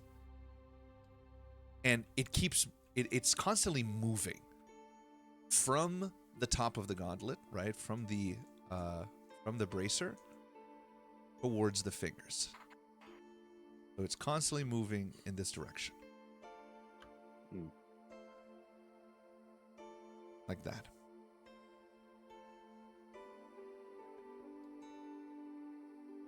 There's no doubt that this is an artifact of Bahamut, however, this is dormant. Have any of you seen any of your artifacts change at any moment? I will proceed to also look over to Ithilden, who I believe has beaten people to death with that very bow. That's not the way you Maybe a put little it. bit dented, but other than that, Dale, in case you don't remember, I'm gonna remind you. comic ballista. Yes, it Yep. changed All right. forms, so That's right. It fits did. here. if you would like to use that. I'm gonna wait until everybody else talks about it before I do. I guess Ithel would think that the blades would count, I guess. So she like pulls it from her back, she doesn't say anything. She just holds it out in front of her and like lets the blades come out. And Wunferth, with the attention of a fox, he barely breathes while watching these artifacts. He walks over to you and he offers his hand once again, essentially asking you to either give it to him or place it in a way that he can examine it.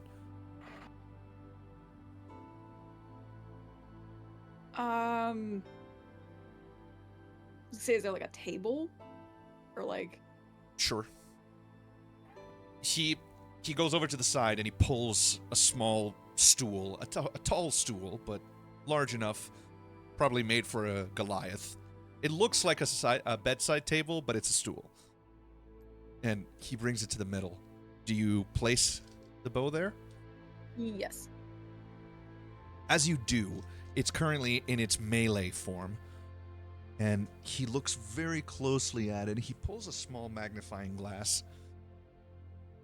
And he's examining it and looking here and there. He looks over at you and sort of motions to be able to flip it over, if it's okay for him to do it.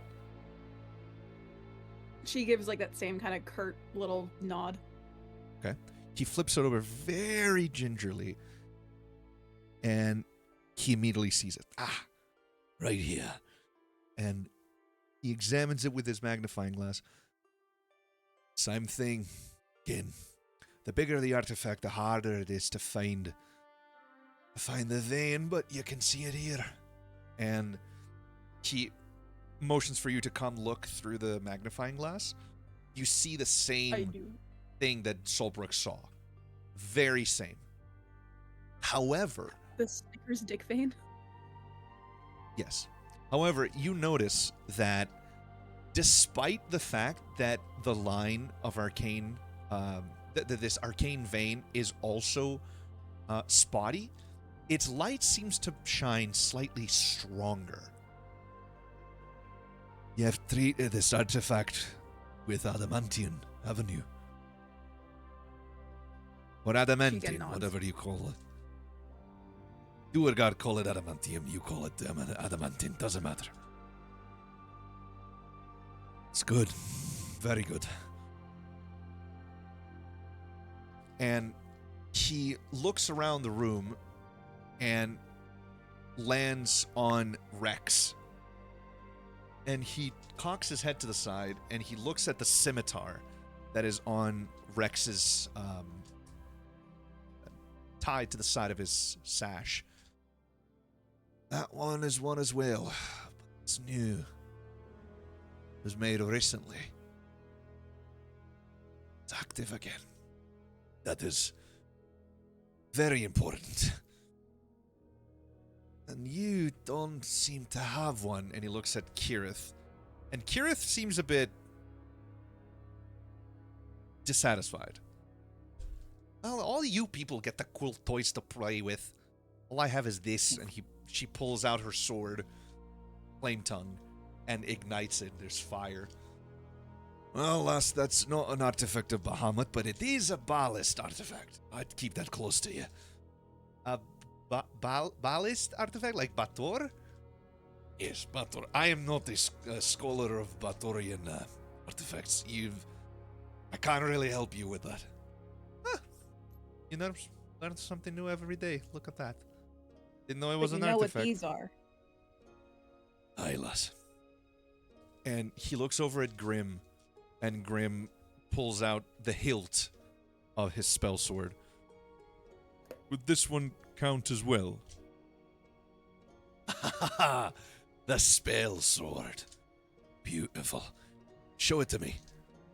And Grim grips it harder, and you see the blade erupt. This radiant blade erupts from the hilt. Beautiful. Now, power it down. I'll take a look at it. Yes, of course. Sorry. And he retracts the blade end and hands it over to Runefirth. Ah, there it is. Same thing as the other one. They seem to all be dormant, which is a pity. You're all only getting a fraction of these artifacts' power. Yet none of these have changed form before, have they? Well, not mine. Not at all.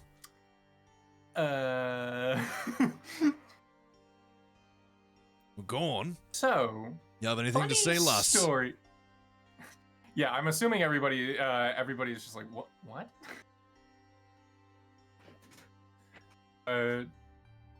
So funny story about that. Remember when we were all at the Forge, Father? The Father Forge, yes. Or the Father Forge? Yeah.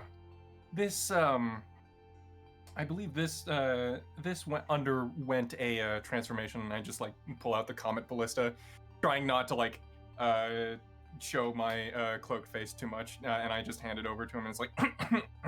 The Comet Ballista. Beautiful. Here, let me take a look. And he begins to examine it. By my beard. This artifact is stirring. It's not awake yet, but it is stirring. Very powerful magic indeed. And he runs over to one of his cupboards, and he motions for to Isaria to help him.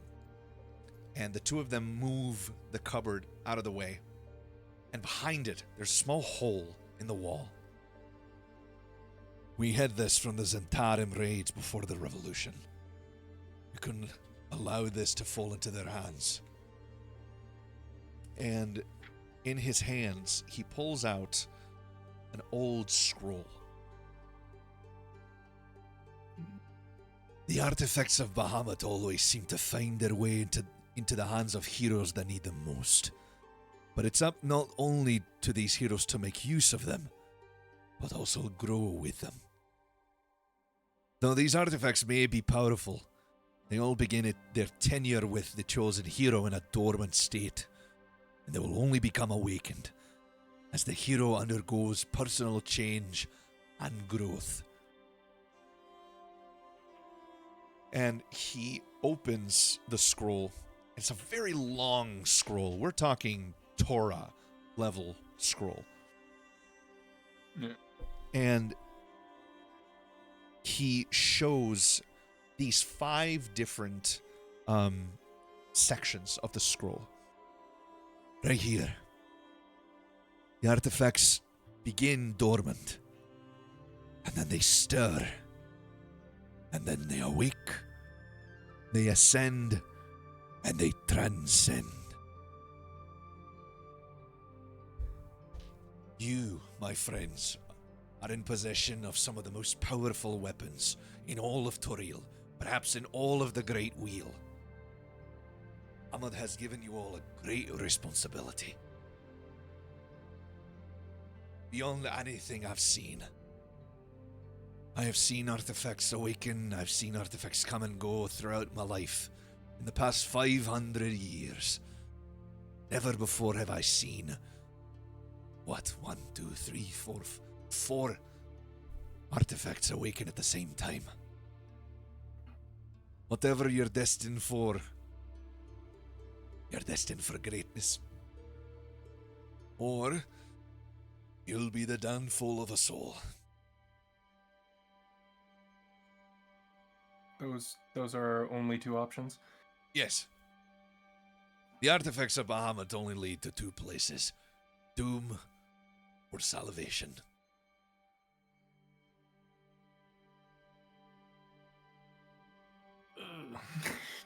Dale just immediately starts muttering under his breath, like, really should have considered that before I nicked it off someone. You didn't nick it off anyone.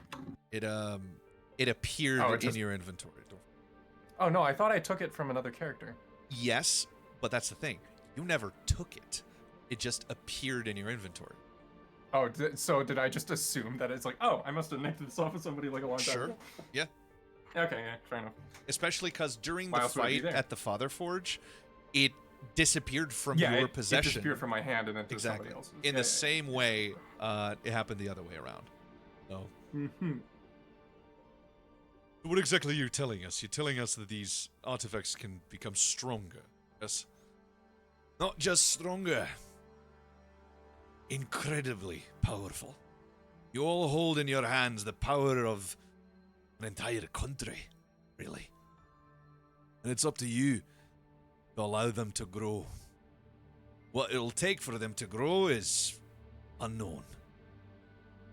However, it's believed that when a user grows, so does their artifact.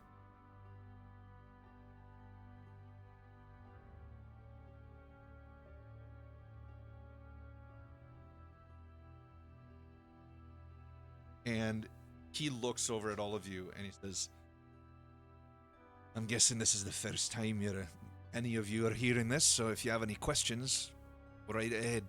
I've been studying these artifacts for a long time. I know a thing or two. And you know about all of this just from some scroll. Not just from some scroll, lass.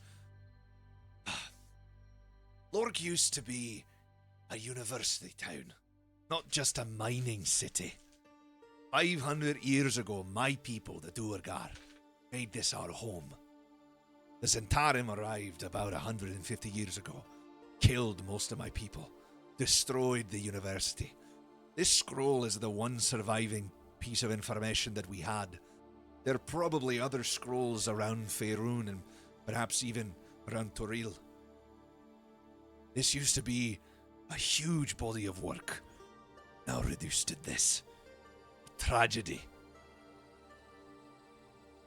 But the artifacts themselves come from the Netherese period. Thousands of years in the past. All of them created by Bahamut. They are all Netherese in origin and Netherese in craft. However, that puts it into question. And he points over at Rex.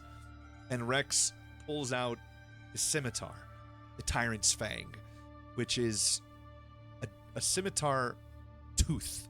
It's a tooth, essentially in the shape of a scimitar, and sharpened. None of the scrolls ever told anything about that. Of course, it could be a lost artifact that no one has seen in a very long time, or it is new. Either way, it confounds me. What about artifacts from other realms? You mean Eberron, Arborea, Elysium, Nine Hells, that sort of thing? She nods. Every realm in the Great Wheel has its own artifacts. However, not every deity that creates these artifacts can influence different realms. The artifacts of Bahamut, very specifically, would not function properly outside. They would still be strong, but unless they were awakened or transcended, they wouldn't be much help. In the same way that Eberonian artifacts would not really work out here, or Batorian for this matter. I'm stuck with a broken one then? Else. It seems to work just fine to me. Right? Maybe it could work better. And she hits the hilt of it. Frustration. I want the an bow served me artifact of just fine in Bahamut. Eberron. What'd you say? Sorry, I didn't realize you were gonna keep talking. And the bow seemed to serve me just fine in Eberron. Right. There's always going to be a minimal amount of how these artifacts will work, and that's probably at the level you're operating at. Aside from you, lassie, you have imbued your artifact with adamantine.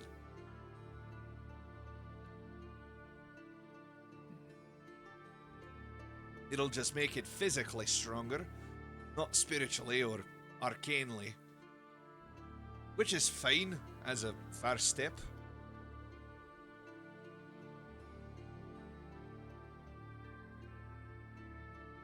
Although, and he looks over at you, Ethel, and he steps on top of the stool to be like eye level with you, and he squints and stares at your face. Huh. I could have sworn. Can I help you? Nothing. And I thought you looked familiar is all.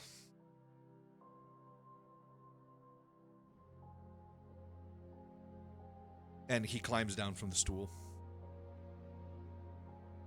Alright, Azaria. They're all yours. I've told them what I need to tell. They've asked me the questions they want. And I get to write down all this information. And he sits down in the corner and he pulls out one of his journals and starts writing.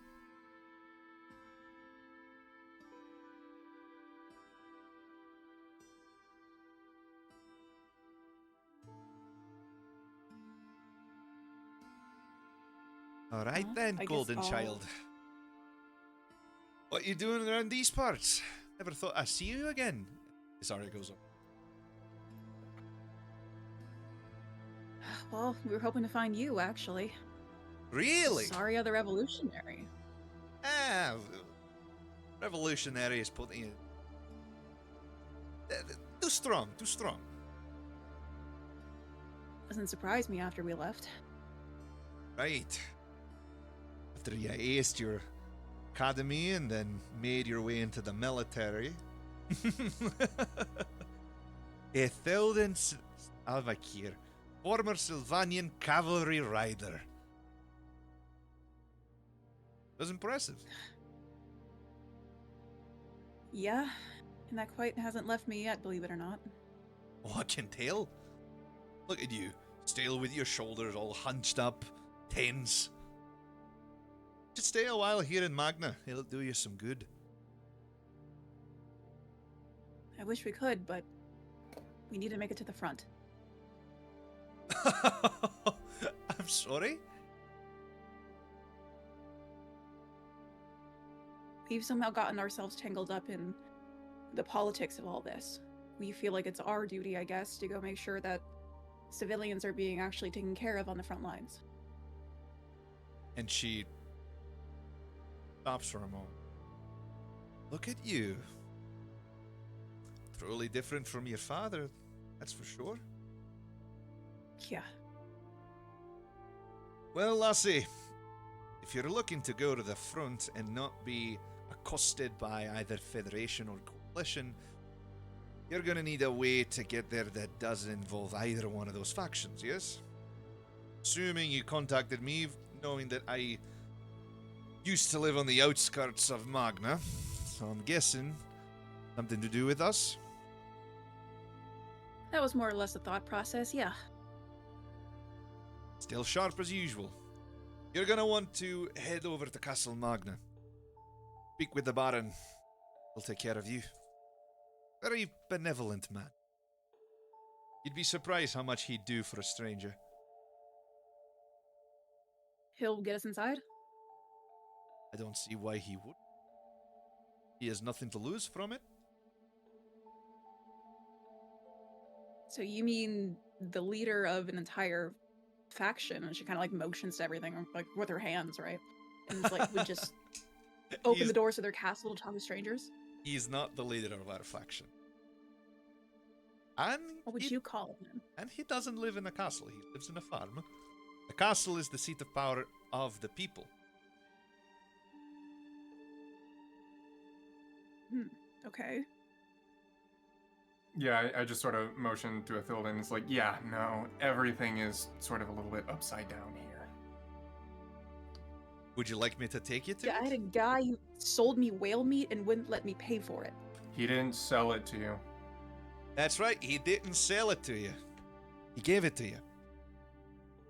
Oh my god. Would you like me to take you to Castle Magna? You very much appreciate that, yes. Let's go. We can regale you with the glory as we go. Sounds good to me. One Firth, you're on table duty. Oh, come on, I just started writing. I don't care. I have to take our guests over to Castle Magna. Don't make me come over there and bile your hair, huh? All right, all right. Y'all be safe, laddies. And lass.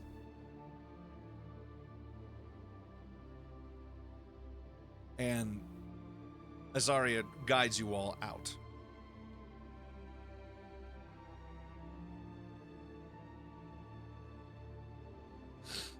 As you make it out onto the street, bam. Wow. As you make it out towards the, excuse me, threw up in my mouth. Yes, but I threw up into my mouth for a bit. You make it outside again, and the celebrations continue. Let's take a 5-minute recess to go to the bathroom, grab some snacks, and we'll come back. Sounds good? Alrighty. Skibidi toilet. Fantax.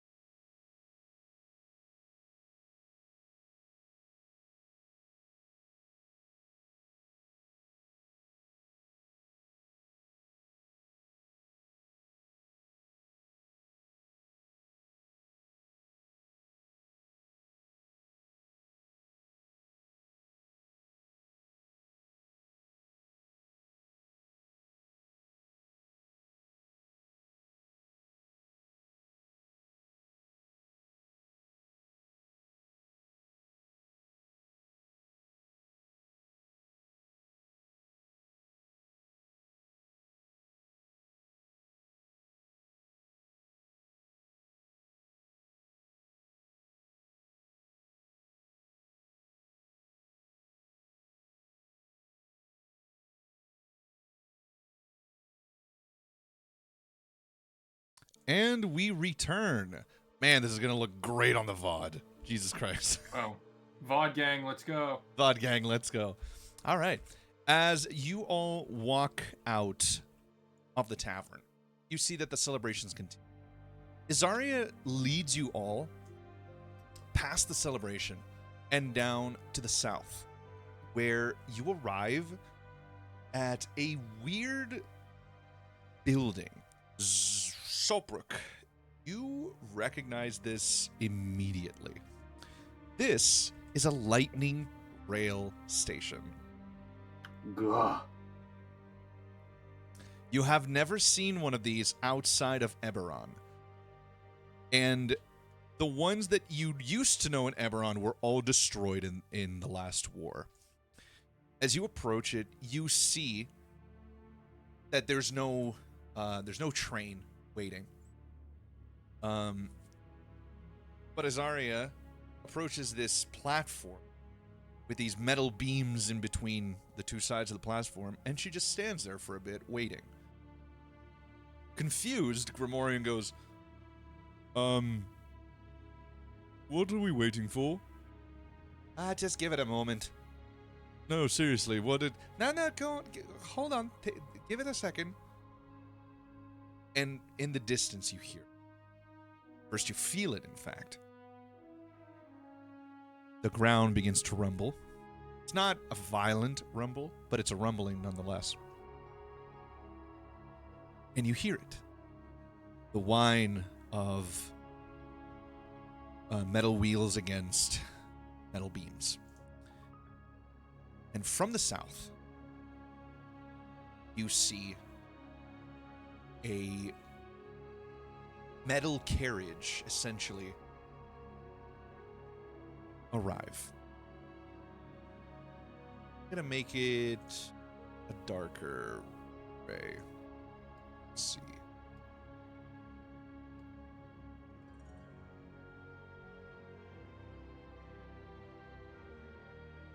And this metal carriage arrives and stops in front of all of you. And its doors open by themselves. Chalaway? Aye. Izaria walks in. And she looks over at you, Solbrook. Tell me, are you immediately recognizing all of this? Like, how is Solbrook reacting to seeing lightning rails functioning? More visibly surprised, but he's not like.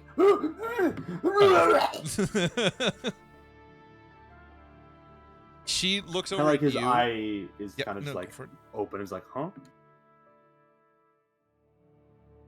You're no stranger to these, I'm assuming. I'm gonna reach in my back pocket and take out the funny lightning rod. Look at you. That's a Baronian in design, isn't it? Indeed. Well, these are Turillian. We'll see that it's a wee bit faster than those in Eberron. Go on, take your seats. Should be there soon. And she motions for all of you to take your seats inside the carriage. I go and sit inside the carriage. You notice that around in the carriage there are other riders. And they seem to be of various races. But among them, Saltbrook, as a paladin, roll Arcana for me.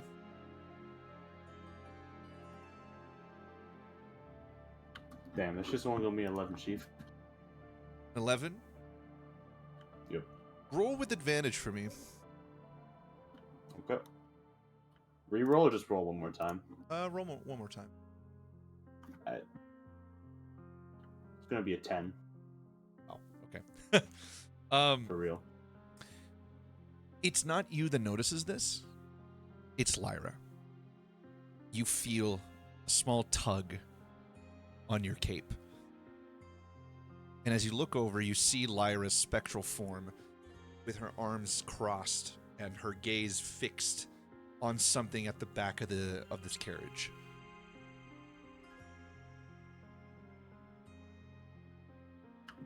I will take a look at the back of the Karage. As you look back, Saltbrook, you see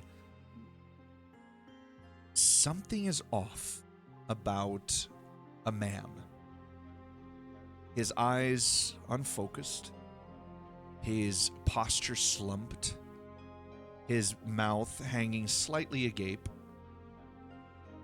and the iris in his eyes milky.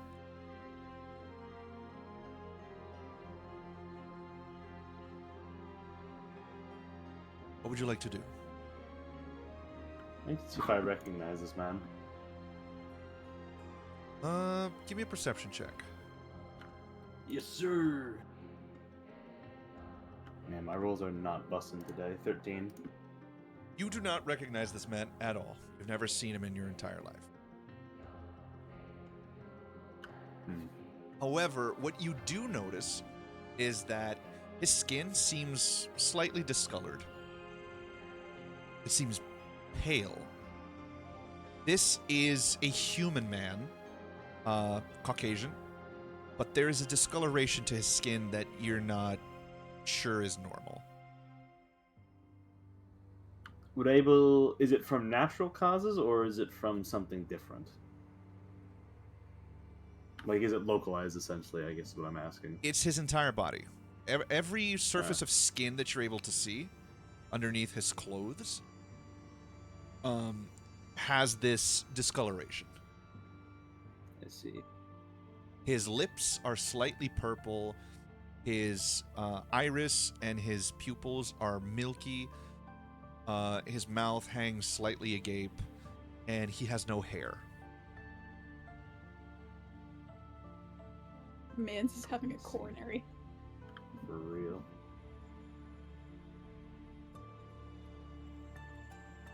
And Lyra, her eyes are constantly fixed on that man.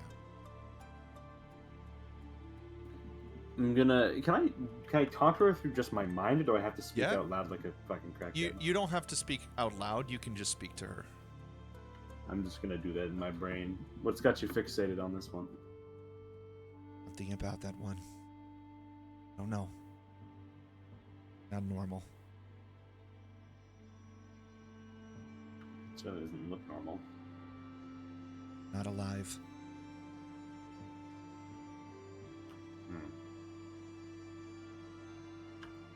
I'm gonna stand up, maybe against my better judgment, and get fucking flung like it's the New York subway. I'm gonna. Mind the gap. We're at station number 3, okay? Okay. I'm gonna look around the cart as I stand up, and I'm gonna casually walk over to the man's probably dead corpse. Okay. As you walk over to him, you notice that there are people on all sides of him, sitting, some standing, some holding on to the sides of the cart. And none of them are paying attention to him. And as you approach him, you see he does not react at all to your presence. You see that he's wearing weird garments. Out of character, you would recognize these as sort of like a jumpsuit. The fantasy medieval equivalent of a jumpsuit. But in character, you would see it as one uninterrupted garment. Shirt that's also pants. And they don't seem to have a hem that separates them. He also balances perfectly while the train is in movement. He's not holding on to anything. He's not sitting. He is standing. He's standing up, even though he's slightly slumped forward.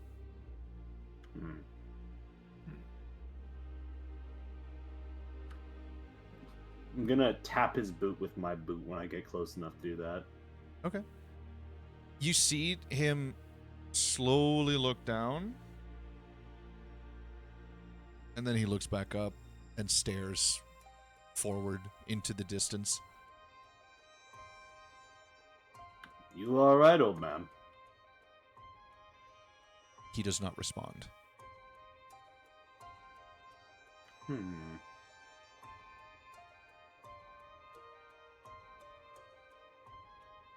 Now that I'm closer, can I better observe him?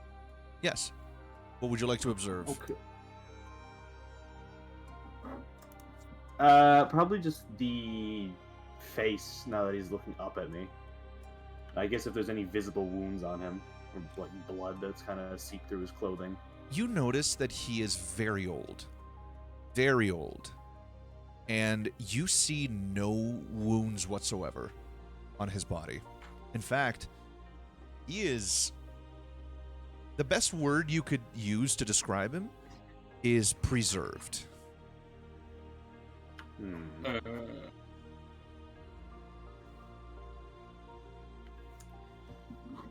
I see. That's not good at all. What, so he just looks like he was, Does he smell like preservatives? Does he smell like formaldehyde? Yeah, does he smell like formaldehyde? There is a faint smell of sulfur and some sort of alcohol in the air, Bultbrook, close to him. It's very faint, not offensive or anything.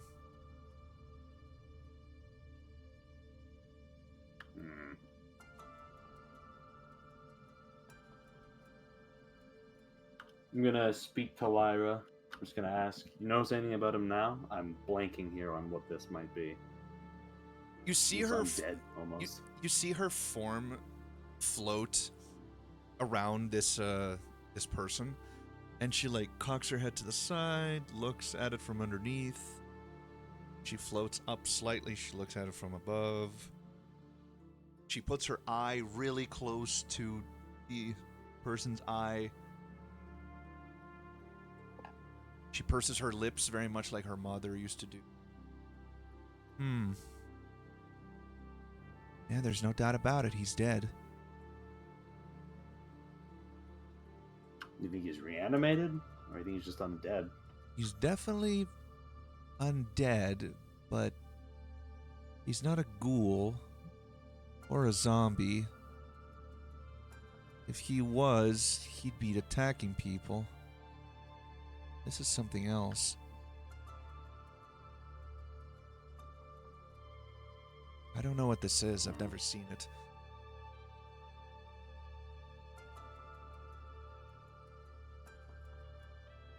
Does he have any defining features or jewelry or something like that on? You look around his body, and nothing jumps at you. The striking features that you can see is that he has no hair whatsoever. No eyebrows, no hair inside the nose, no hair on his skin, almost as if he has alopecia. Let's see.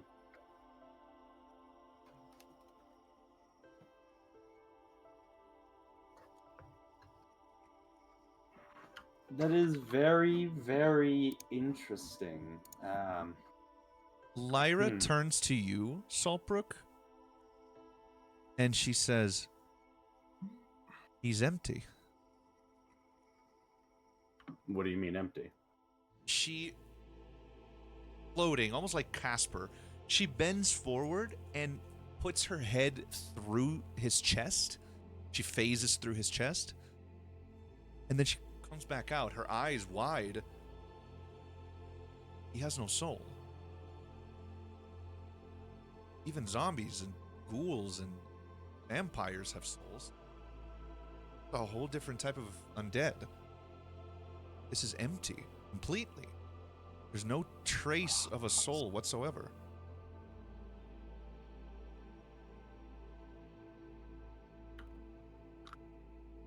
Is that something that can just happen? Absolutely not. There's I mean, an aboleth could eat soul, but if that happened, the body would also be eaten. A mind flayer, it would have just turned into a mind flayer.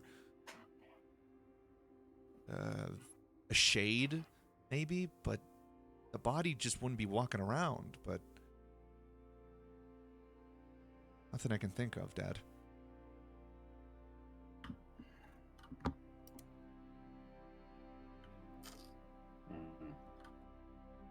Whatever it was, it's completely gone. When something eats a soul, it leaves something behind. There's nothing. It's like it was wiped clean.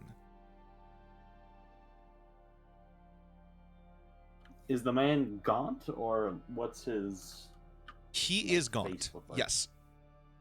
He is not. It's almost as if there's no fluids in the guy anymore. Very dehydrated.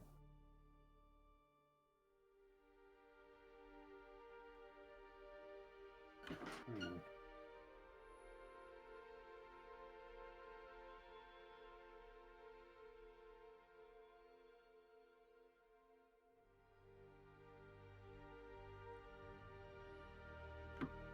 This is stumping me.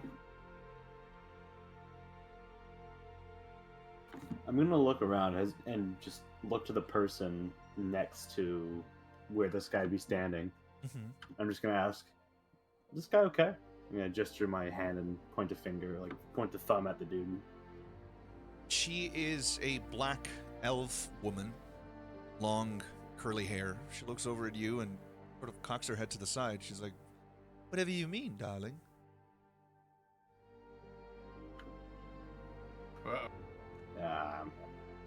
Oh, him! And she points at the man. Yeah. Oh, don't worry about him as a worker. He, not to be rude, but he seems a little too gaunt to be a worker. Well, that's a worker. I don't know what else to tell you. Are you from not? You're not from around here, are you? No, not in particular. Right. It frightens people at first. All the workers in Magna are like that.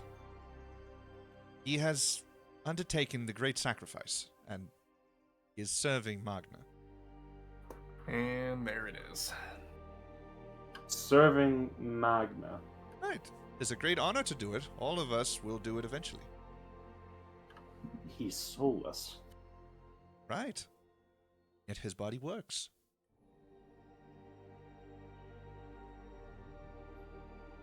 That's deeply disturbing. Yes. I suppose it is for those that don't live here. We are headed towards Castle Magna. I'm sure you could get an audience with the Regnum Spellcaster. The Baron will always be happy to talk to you. Very generous man. I don't think I wish to speak to someone who does this to people. Well, he asked for it. He obliged. You ask for this? Of course.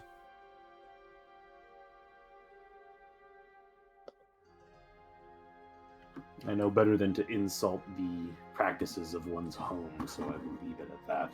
Thank you for explaining. Of course, my lord. I'm not that important. We are all important in Magna, my friend. We are all lords and ladies. Right. I'm gonna glance once more at the old worker man, and I'm just gonna walk off. Okay. Deeply disturbed. Put inspiration on your page. I can't. I have 3 of 3. Well, there you go. Num num num. Out the window, as you continue your way towards Castle Magna, you see the border town of Orlbar. Far away. And eventually you cross over the rivers of Whitewater and Skull Creek, arriving at a delta of sorts. And in front of you, you see it. A massive castle, beautiful town. By all rights, this town should be bigger. This city should be bigger. But it seems like this is as big as it gets. Ahead of you, you arrive at a bustling city, filled with people walking here and there. Guards stand to your left and to your right, and Saltbrook, you notice them to be of the same persuasion as the worker man in the train. Is Zarya here?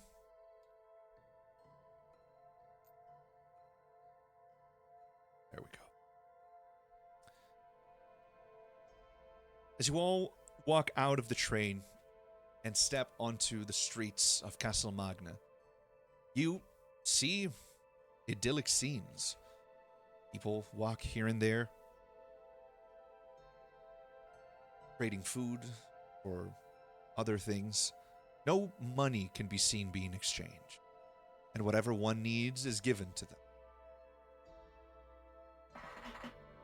Azaria stops for a moment and turns back to all of you and says, "All right, here we are, Castle Magna, our capital city. If you're looking for the Baron, he would be at the castle itself, though he doesn't live there. He lives over to the side. There's a small house that's been bequeathed upon him, and his farm is further up north. So, whatever you'd prefer to do first."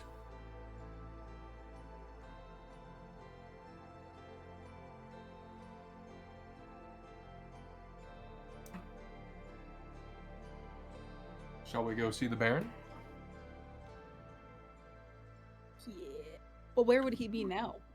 At the farm. Oh, Okay. she said Right, he right to the side, yeah. He said he might be at the castle, and if he's not there, he's probably going to be at his farm. Well, let's ask someone if he's at the castle. Okay. As you make your way through the Oh streets, God, how long did this take you on tabletop? Holy shit. very long time. Oh my God. Like I said, I prepare for you guys. Yes, you do. He suffers for us. Yes. For our amusement. As you make your way through the streets of Magna, you see beautifully decorated buildings. But the decoration only goes so far. There are still scars on the buildings themselves, on the paved cobblestone streets. But there is a lightness to everything that happens around you. People walk without fear of persecution. People walk without fear of difficulties. There is a level of familiarity that all seem to have with each other as they walk through the streets. And you make your way down the main road, surrounded by cherry trees in blossom as they fall down to the ground, eventually reaching a gatehouse. Hey, could you stay open? That'd be great. And as you go through, you find yourself thank you. You find yourselves on the inner keep of the city. Clearly, this had been designed as a defensive area, and you can see again remnants of damage to buildings, to trees, to the walls themselves. But the people here walk, again, carefree, without worry, without stress. Guards stand here and there, motionless, reactiveless. And ahead of you, you see Castle Magna itself.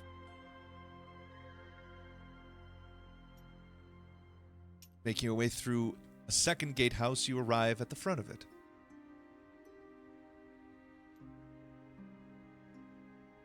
All right. Here we are. Castle Magna. The Baron should be... And she stops for a second. Well, his office used to be on the last floor, but it's now on the first floor. To the left? Should be the first door on the left. It's a quite humble abode. Go for it. I've some things I need to take care of, and I will see you here when you're done. Aye? Shouldn't be too hard to find. All right. I'll see you later. And she makes her way out. Nice, man. Okay. Tabletop sim, Sorry, everyone. what What the fuck? So, standing in front of Castle Magna, the door's open, and in front of you is this beautiful, beautiful front hall, this foyer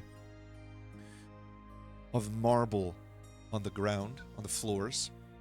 This beautiful crystal chandelier at the center of the room, being held by magic as it spins slowly, reflecting candlelight onto the walls, and the light from the outside, the sun hits it and creates these beautiful rainbows onto the walls, the ceiling painted to depict the people of Magna rising up against their oppressors, alongside a man with red eyes and long black hair, and at his side, a woman with long blonde hair and green eyes.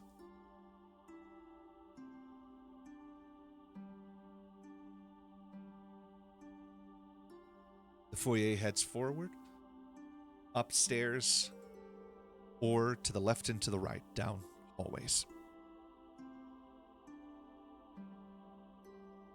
There's just like no guards. Nope. Gonna start sniffing for this motherfucker.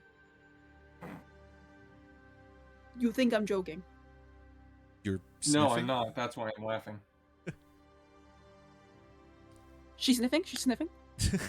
Which way would you like to go?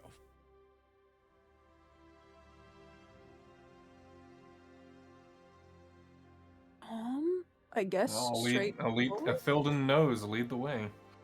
I was gonna say I want to smell him out. What do I smell? Perception, I suppose? No, survival. You're trying to tracking. You're tracking, which means you roll okay. survival. Okay. Trying to smell royalty. 17. A 17. You smell a slightly metallic taste. A slightly metallic smell coming from the left down the hall. Okay, I take a left. Okay. As you Follow the proceed, lead, shall we, Gucci gang? as you proceed to your left, you come across several rooms with bookcases on the inside. And on your left and your right, there's open doors. And inside, you see children with very plain, commoner clothes reading. You see older people as well reading. They don't seem like they belong here by your understanding. And as you continue down the hall, you reach a closed door from which this metallic smell seems to be emanating. And on the door itself, a makeshift plaque with the word Baron, Baron, is attached. It seems to have been placed here recently, somewhat recently. She like motions with the hand like, eh? Eh? That's actually And pretty I knock impressive. Today? I will knock on the door. You knock on the door?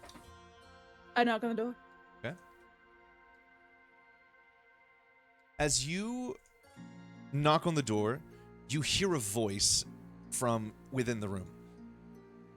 Come on in.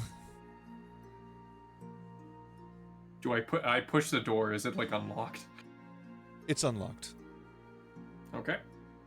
As the door opens, you see a man clad in a beautiful black trench coat with satin red lapels, a beautiful white silk shirt with a satin blood red ascot.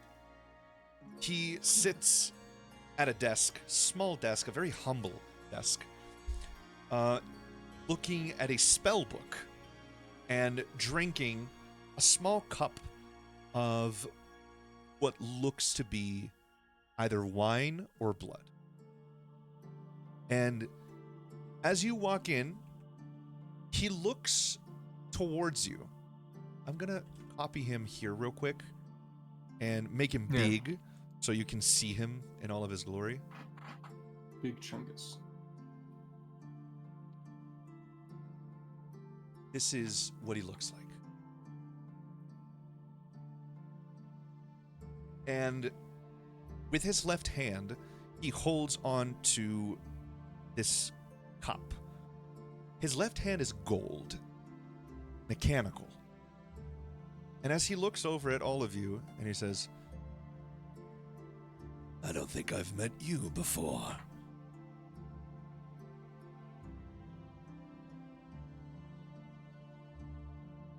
May I help you?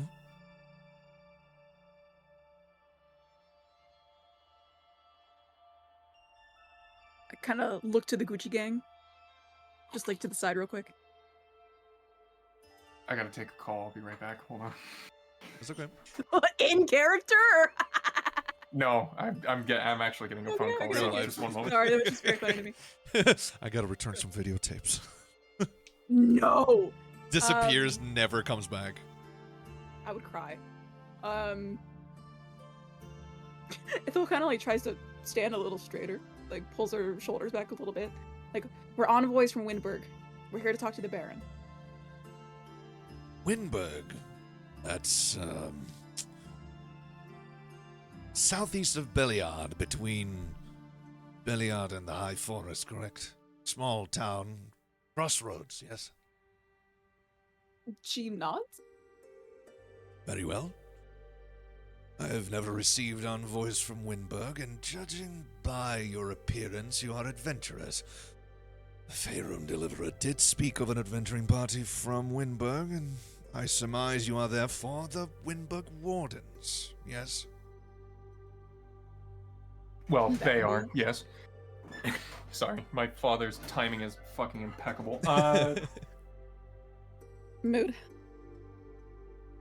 So I surmise you're all the Wyndburgh Wardens, correct? He has a smile on his face as he says this. Can I roll insight on this guy? Yes. What are you trying to All figure right. out? What are you trying to figure out? No, you may not. I'm trying to figure out his his intention. Is he like trying to butter us up? Is he trying to, mislead us in any way Sure. while he was talking? Because I'm assuming he was like doing his little spiel while I was gone. Not really. He literally just asked where you guys are from. Okay, then I guess this was me. Oh yeah, I have a 16 passive insight, but that would be 4 plus 6, so 20. Or no, sorry, looks 14 plus 6, so it's 20. Sure. Bro looks like a vampire. What the fuck? You Yeah, don't gee. you don't detect any hint of aggression, malice, or deception from him. For all intents and purposes that you can see, he is being completely earnest and honest. Okay. Well, am I correct? I nod.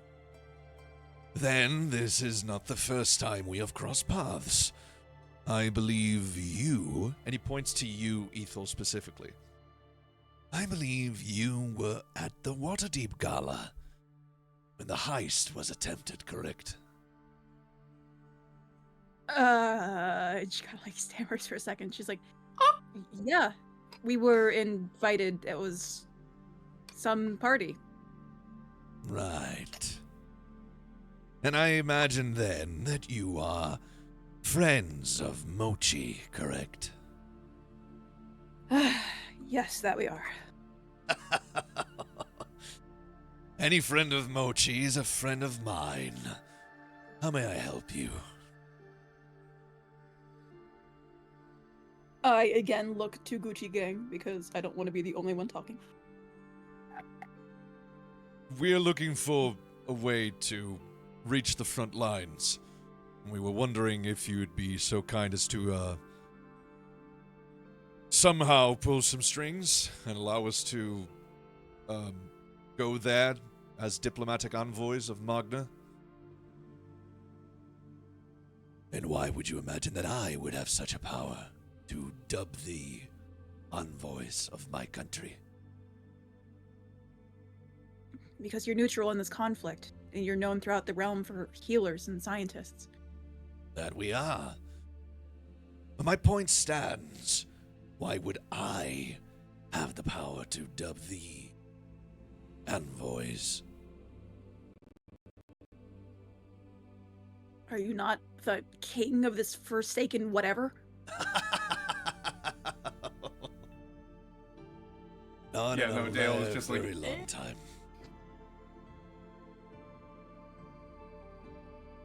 Not in a very long time, she-elf. And he stands up and he puts down his spell book. He keeps his cup in his hand and he sort of motions for all of you to follow him. He walks out of his office, and as he makes his way down the hallways, It is true that once upon a lifetime I was king of what is known as Magna. But I came extremely close to losing it all. You see, my one true love, Elena, was infected with a powerful disease created by a mortal necromancer named Mundane. He attempted to extort my powers. and as he says powers, he smiles and he shows his fangs to all of you very clearly. Almost he doesn't even need to point to them, but he very clearly shows you vampire fangs. Fucking called it. In exchange for Elena's life. Now, a younger me would have given in to the rage and the fury at the mortal who defied me. But my wife wished something different for me. And you all reach the foyer once again, and he points up to the ceiling. My wife wished for me to rally the support of my subjects and retake my country from the clutches of the necromancer. Once it was all said and done, after many years of struggle, I absorbed his powers and rescued my wife. I was quick to transform her, turn her into an immortal like me. Oh yes, she was mortal. Soon after, I was approached by the leaders of the Magna militias, who demanded the ability to decide their own fates. And so I abdicated, relinquished my power to the people. My only request was to keep a small homestead, so I and Elena could live in peace. The people accepted, under a few conditions. Though I would no longer be king, I would always be welcome in this country, and would be allowed the symbolic title of Baron. Though I am a Baron, only by name. I am no different than the children that roam these halls in search of knowledge. They also offered me the position of National Spellmaster, and I became a mentor to the country. Turns out thousands of years of experience and knowledge come in handy when guiding a country out of medieval standards and into modernity. And I was given the same voting power as any other citizen, and I was allowed to participate in its democracy. I accepted, of course. It was very kind of them. They were more generous than I could ever have deserved, and I am grateful to them. So, if you are looking for passage to the neutral zone, or, forgive me, to the front line, I could vouch for you, but that would be the word of a single citizen. If the National Congress decides, then you shall be given the honor of an envoy. Of course, you will have to abide by certain guidelines. You will be there in service of our country, after all. However, if the National Congress decides otherwise, there is nothing I can do.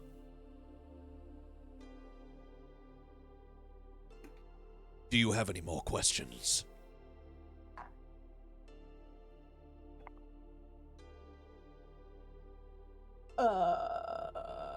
How frequent does the Congress convene for these sort of ordeals? They are called upon on a necessary basis. The people of each town elect their representatives who go to the National Congress. The National Congress is in session every day of the year. And so long as there is an issue to be dealt with, they are quickly called into session. Although there's always something to be done.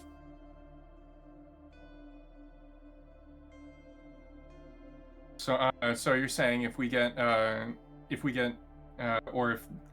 Congress votes the majority or has the majority vote on us being envoys, then we get to go to the border. Yes.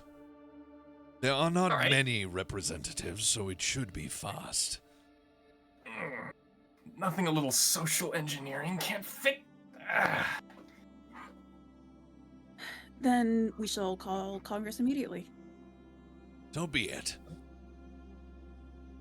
And he walks with you. Oh, Sorry. It happened to you, too. Sorry.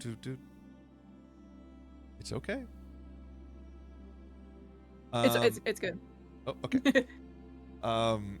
He motions for all of you to follow him. And as he gets to the center of the foyer, and he essentially beckons for someone to come over, and a guard shuffles towards him, standing right next to him. Our guards. For You him, didn't- yeah. You didn't see him. Maybe you should question why that is.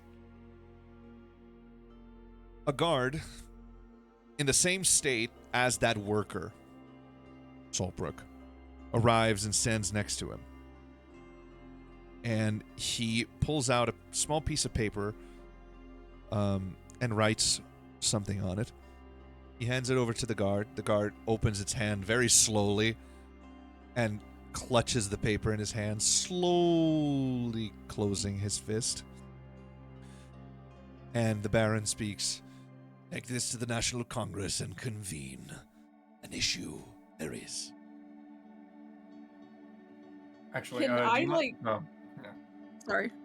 no, you go ahead. You go first. Okay. Would I visibly notice that this man is unwell? Because I can see him now, right? Yes, extremely unnatural.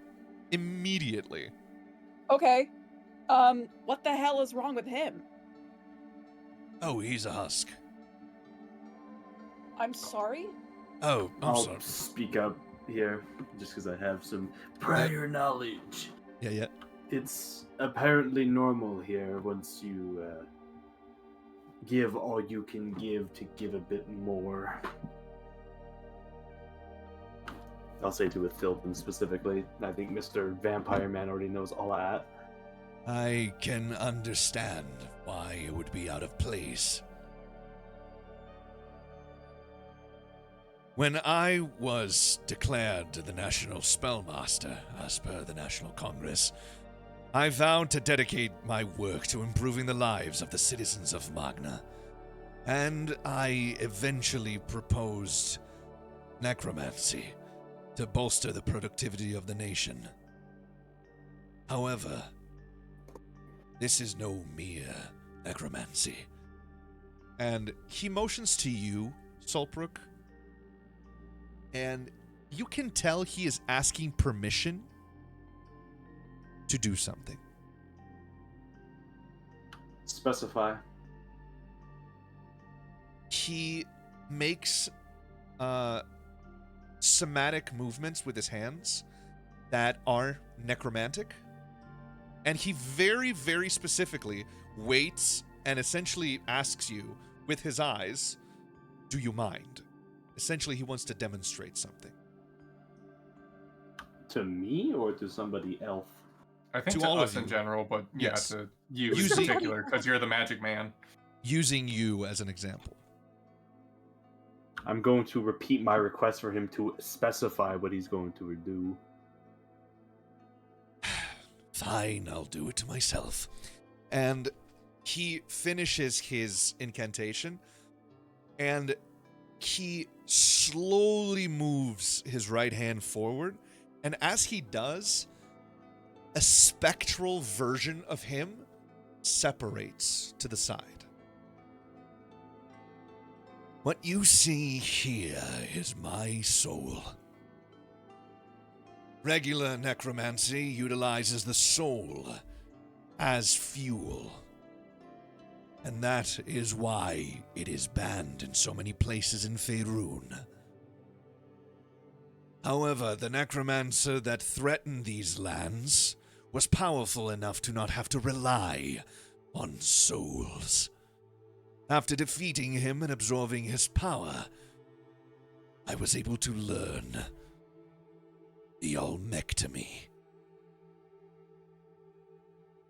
And he, from his component pouch, he pulls out a small flower. Observe. And he essentially consumes the flower. It burns immediately. And he creates a small... he creates major image. He casts major image without utilizing what us as players would understand as a spell slot. He essentially burns a material and performs an equivalent exchange.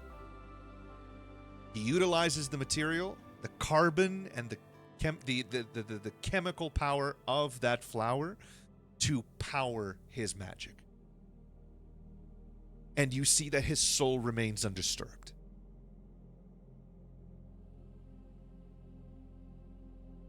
I don't like This- that. The citizens of Magna are granted a choice to work or not to work.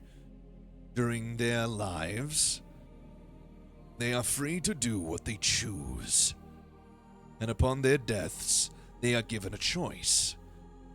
Give away their bodies, and let their soul be free to be taken by whatever gods they believe in. But their bodies will work until they collapse. There is no soul within our workers, because their souls are in their afterlives. Our workers are nothing more than husks, martyrs that have given their bodies till eternity to work for their fellow man.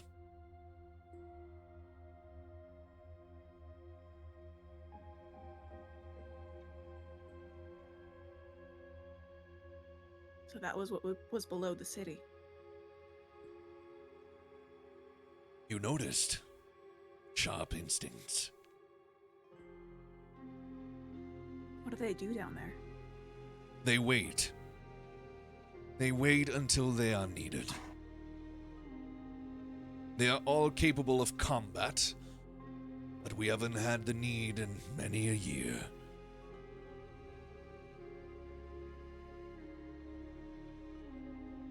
Upon being called by any citizen of Magna, they will come out of hiding, protect them, and do whatever work needs to be done.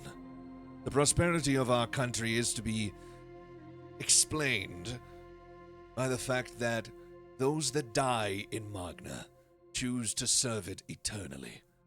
And it is optional.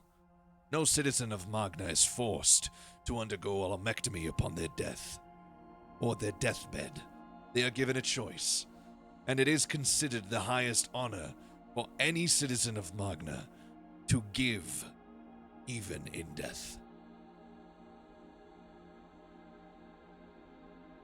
From those according to their abilities to those according to their needs. And that is how our nation functions.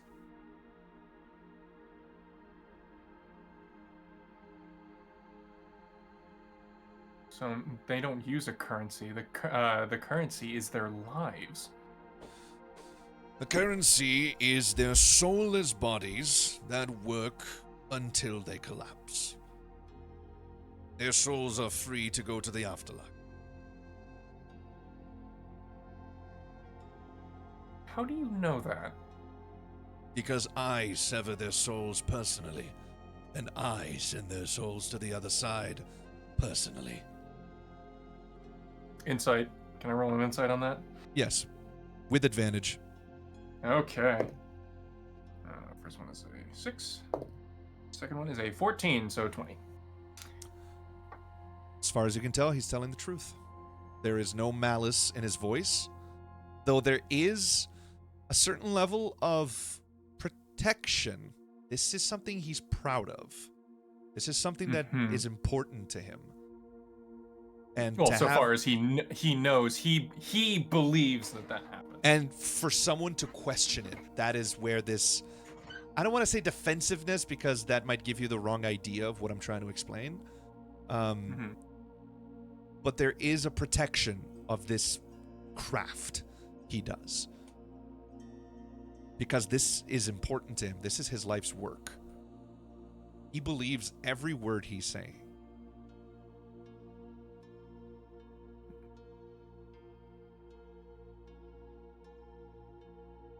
Okay. It's And it's completely optional, right? What? Oh, I asked, and I just affirm it. It's completely optional, right? Absolutely. No additional incentives? What incentive is there to be had? I don't know. Maybe better luxuries in life, a little bit more portions at the meat and food stall. Those are just the things I can think of off the top of my head. The meat and food stall provides as much as a person wants or needs. We have no scarcity in our country. There's no need to limit how much one takes. And what happens if there is one? If there is scarcity? Then I, as a spellcaster, will utilize my spells to create food, as I am capable of doing it. Seems like a lot of responsibility for one common citizen of Magna. Not one. You must have missed it, but I am the mentor. I teach my powers to everyone else. I am not the only one that performs a lumpectomy. However, I am the one that people ask for. I am the one that created this spell, and so they ask for me. And so I am there at the deathbed of every single citizen. Because they asked me to be there and because I can take it. They sacrificed for me, and now I sacrifice for them. Do you have any idea what this could mean in the wrong hands? Yes, I do. I mean, you're training people to basically raise an army that cannot be killed. Yes. But I believe in my people.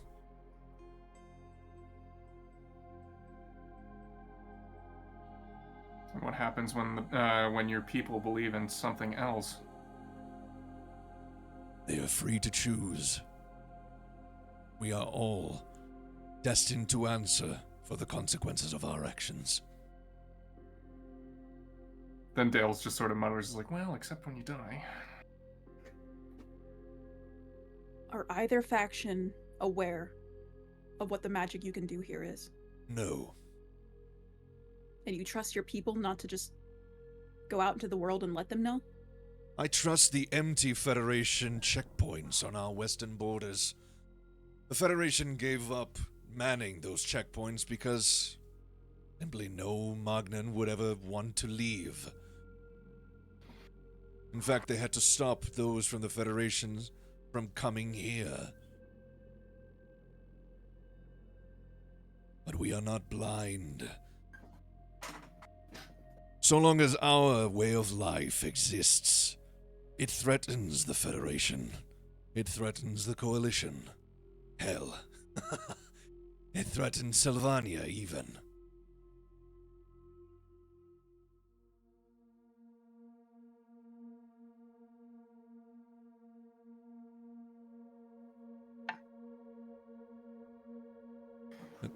The greatest gift I can give to my people is to trust them fully.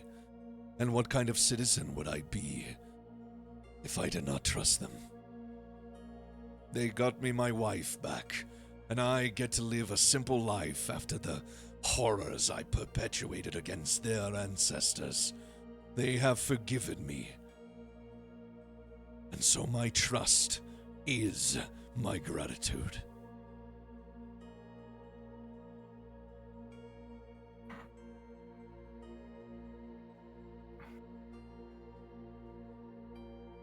I mean, what about your healers? Why withhold help from just normal citizens on the front? We do not. Our healers are already in the front lines.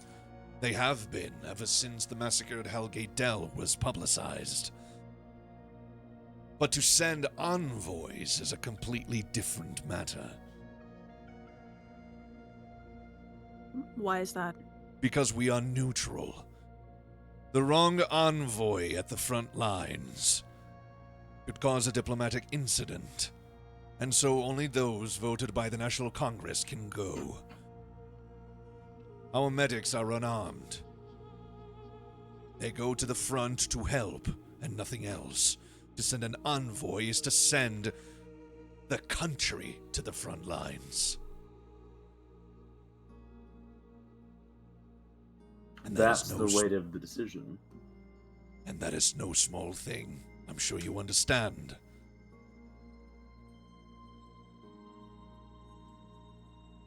Indeed not.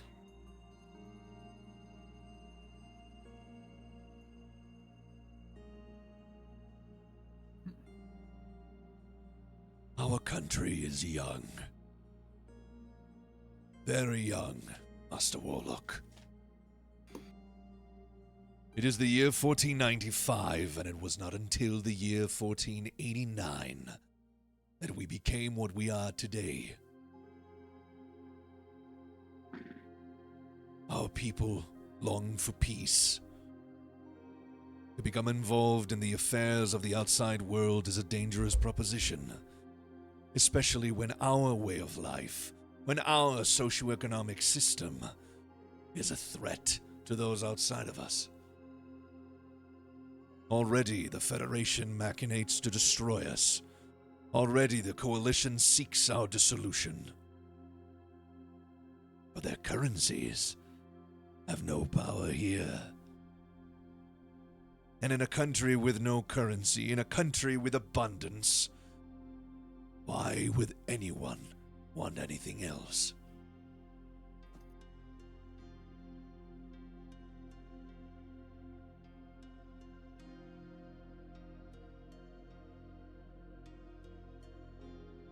not to be a total bitch, but like, what was the exact incident we were going to the front line for again? The massacre at Hellgate. Hellgate Dell.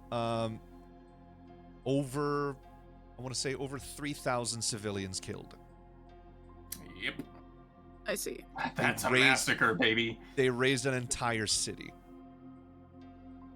When you say they, The Federation says it was the Coalition and Sylvania. Sylvania says it wasn't them. The Coalition says the Federation did it to themselves. got it. Okay, just wanted a total recap on what we're doing, just so I'm clear here. Thank you. Mhm.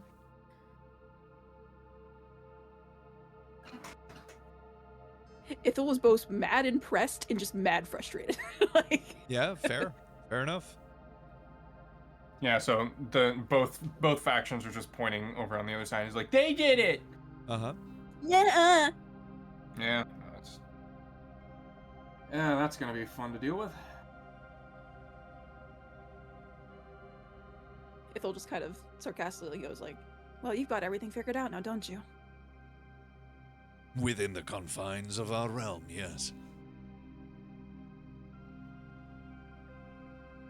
We do not expect the other countries to understand or accept the way we do things. All we can do is take care of our people and any of those who decide to join us. Anything other than that will take time. I have lived for thousands of years. And if there is one thing I am sure of is that people can change. I am living proof of it. Or undead proof of it.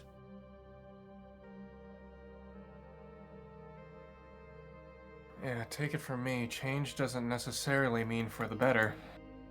Not always. But if you never change, you never grow. Oof. A proposition then. You have Baron. no idea. What's your proposition? You allow us to fly under your banner. We can take your medics, anything that you require, any restock, resupply, anything you need. But the second that we're in that front line, that neutral territory, we're completely unaffiliated with Magna. And in return, I can entrust you with one of our secret assets. An escort mission.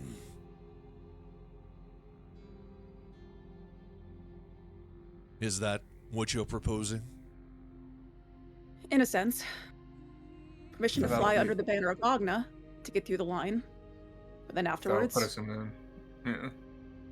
we would deny any correlation if anything, God's forbid, would actually happen. But I assure you, we're there to investigate what really happened. Aid civilians, question them, anything we can. In terms of a military strategy, I would have no issue with it. However, I am just another civilian. You The other will issue, need to bring it to the National Congress. I do see a potential issue with that. Being. Both of the other two are so raring to destroy Magna itself. Who really cares if it's a denial of it happening? They would respect the banner. Reputation is important these days, and our reputation for neutrality is respected by both countries. Of course, if the Federation were to publicly attack us, they would know that we would join the coalition, and vice versa. They would not dare attack one under our banner. The issue then becomes more complex. Were we to employ mercenaries to protect our medics on the way to the front lines, both countries would take that as a slap in the face. A public display of our distrust of their militaries. The reason we have sent our medics in completely unarmed is to test whether or not they will stand by their word. Our people volunteered, and the National Congress decided.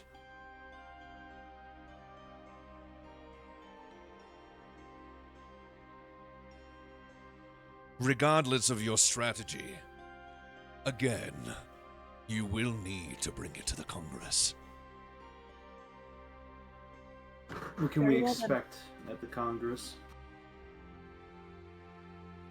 Differing opinions, at the very least.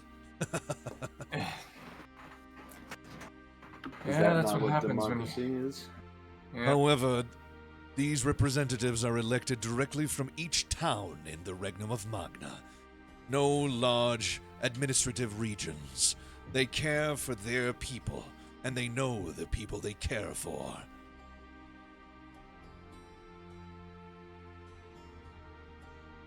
You should expect them to act in the interest of those under their direct care.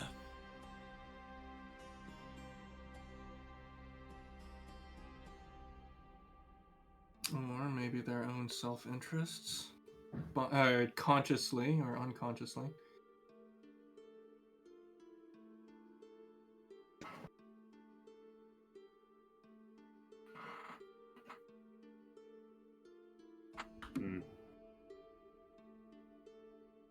Unless anyone has other questions, I believe we've figured things out enough. Well, other than a few moral quandaries, but I think we can wrap that, or we can save that for another time. We can tackle that for a future date. Sure. Yeah. Then we wait for the Congress. Grimorian takes a step forward. I'm sorry. You just showed us your soul, correct? I did. Could you show me mine? There is something about you. Grim. She kind of like gives him a funky look. I have to know something.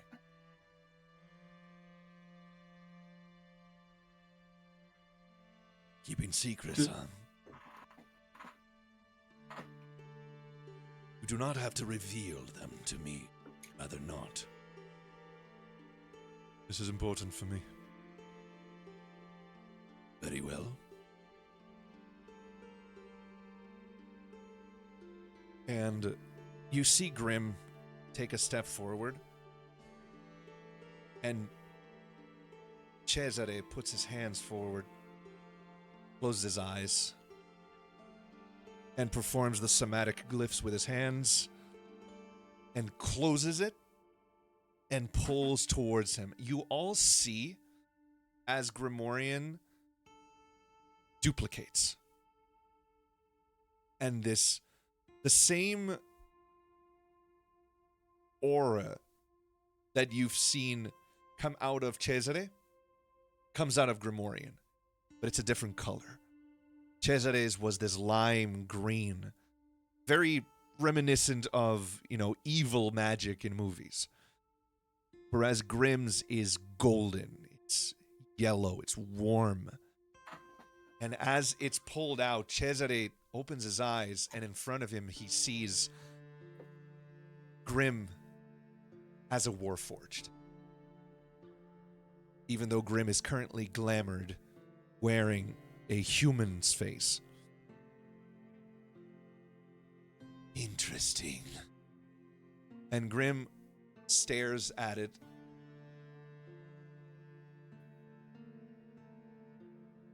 This soul is different, malleable.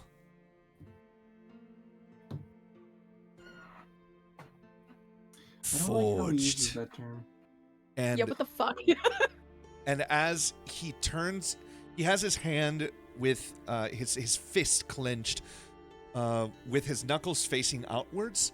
He turns it around and pulls. And you see Grim's soul morph. And it stops being a Warforged and it becomes a humanoid man, a human.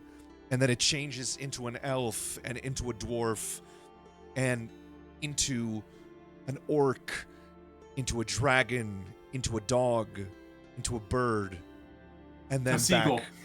back Seagull. into and then back into a Warforged. Whatever you are, my friend, you are interesting. And he releases it, and Grim's soul shoots back into his body violently, and Grim falls down to the ground, and his glamour flashes for a moment, and he returns to his metallic self. I needed to be sure. And he has a smile on his face. I was so very ready to do counterspell immediately. I don't think you could do counterspell on that one. I like. Counter- I love the instincts. Counterspell don't work. I got knife stab. I was gonna say I will just Counter stab. Stab Counter Dracula. stab. I have sticks on my person. You must be the Belmont. Fuck Right, you, McTavish. Richard. I went to Juilliard. The hell's a Juilliard? What is a man? A miserable little pile of secrets. You see Grim stand up, and he stares at his hands. Your question was if you had a soul. Is that not, Grimorian? How do you know my name? I've held your soul in my hand, boy. I know more about you than you understand. Yes. I needed to know. You're so concerned about being human, per se, that you forget that humanity lies in the search for humanity. You're alive, boy. And you know who to thank for it. And he looks at you, Ethel, with a smile on his face. Not a grin, but a very soft smile. And Grim turns around and looks at you for a moment. You're right.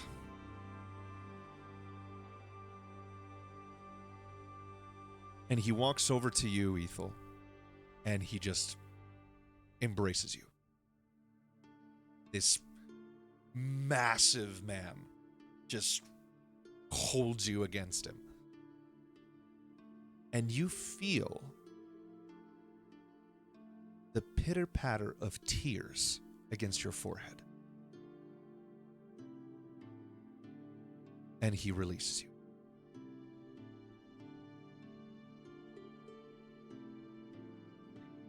Well, when's this National Congress? That's kind of touching. I like that. It's adorable.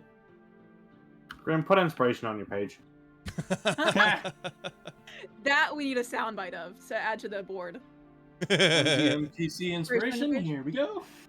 DMPC, let's go. All right, everyone. That'll be it for today. We will reconvene next week. And we will enter the National Congress of Magna to plead your case. And then we'll go to the front lines. Woo! And to plead your case, to do a little bit of social engineering in the back end, and A little bit of trolling. A little bit Yeah. of trolling. hey, mastermind's gonna mastermind, all right? National Okay. Congress.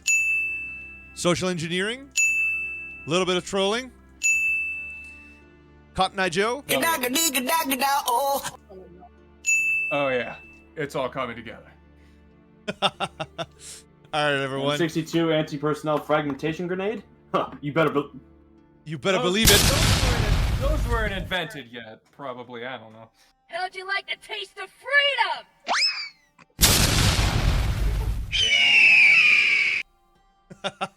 All right, everyone. Thank you for coming. I'll see you next time. Bye bye. Bye bye.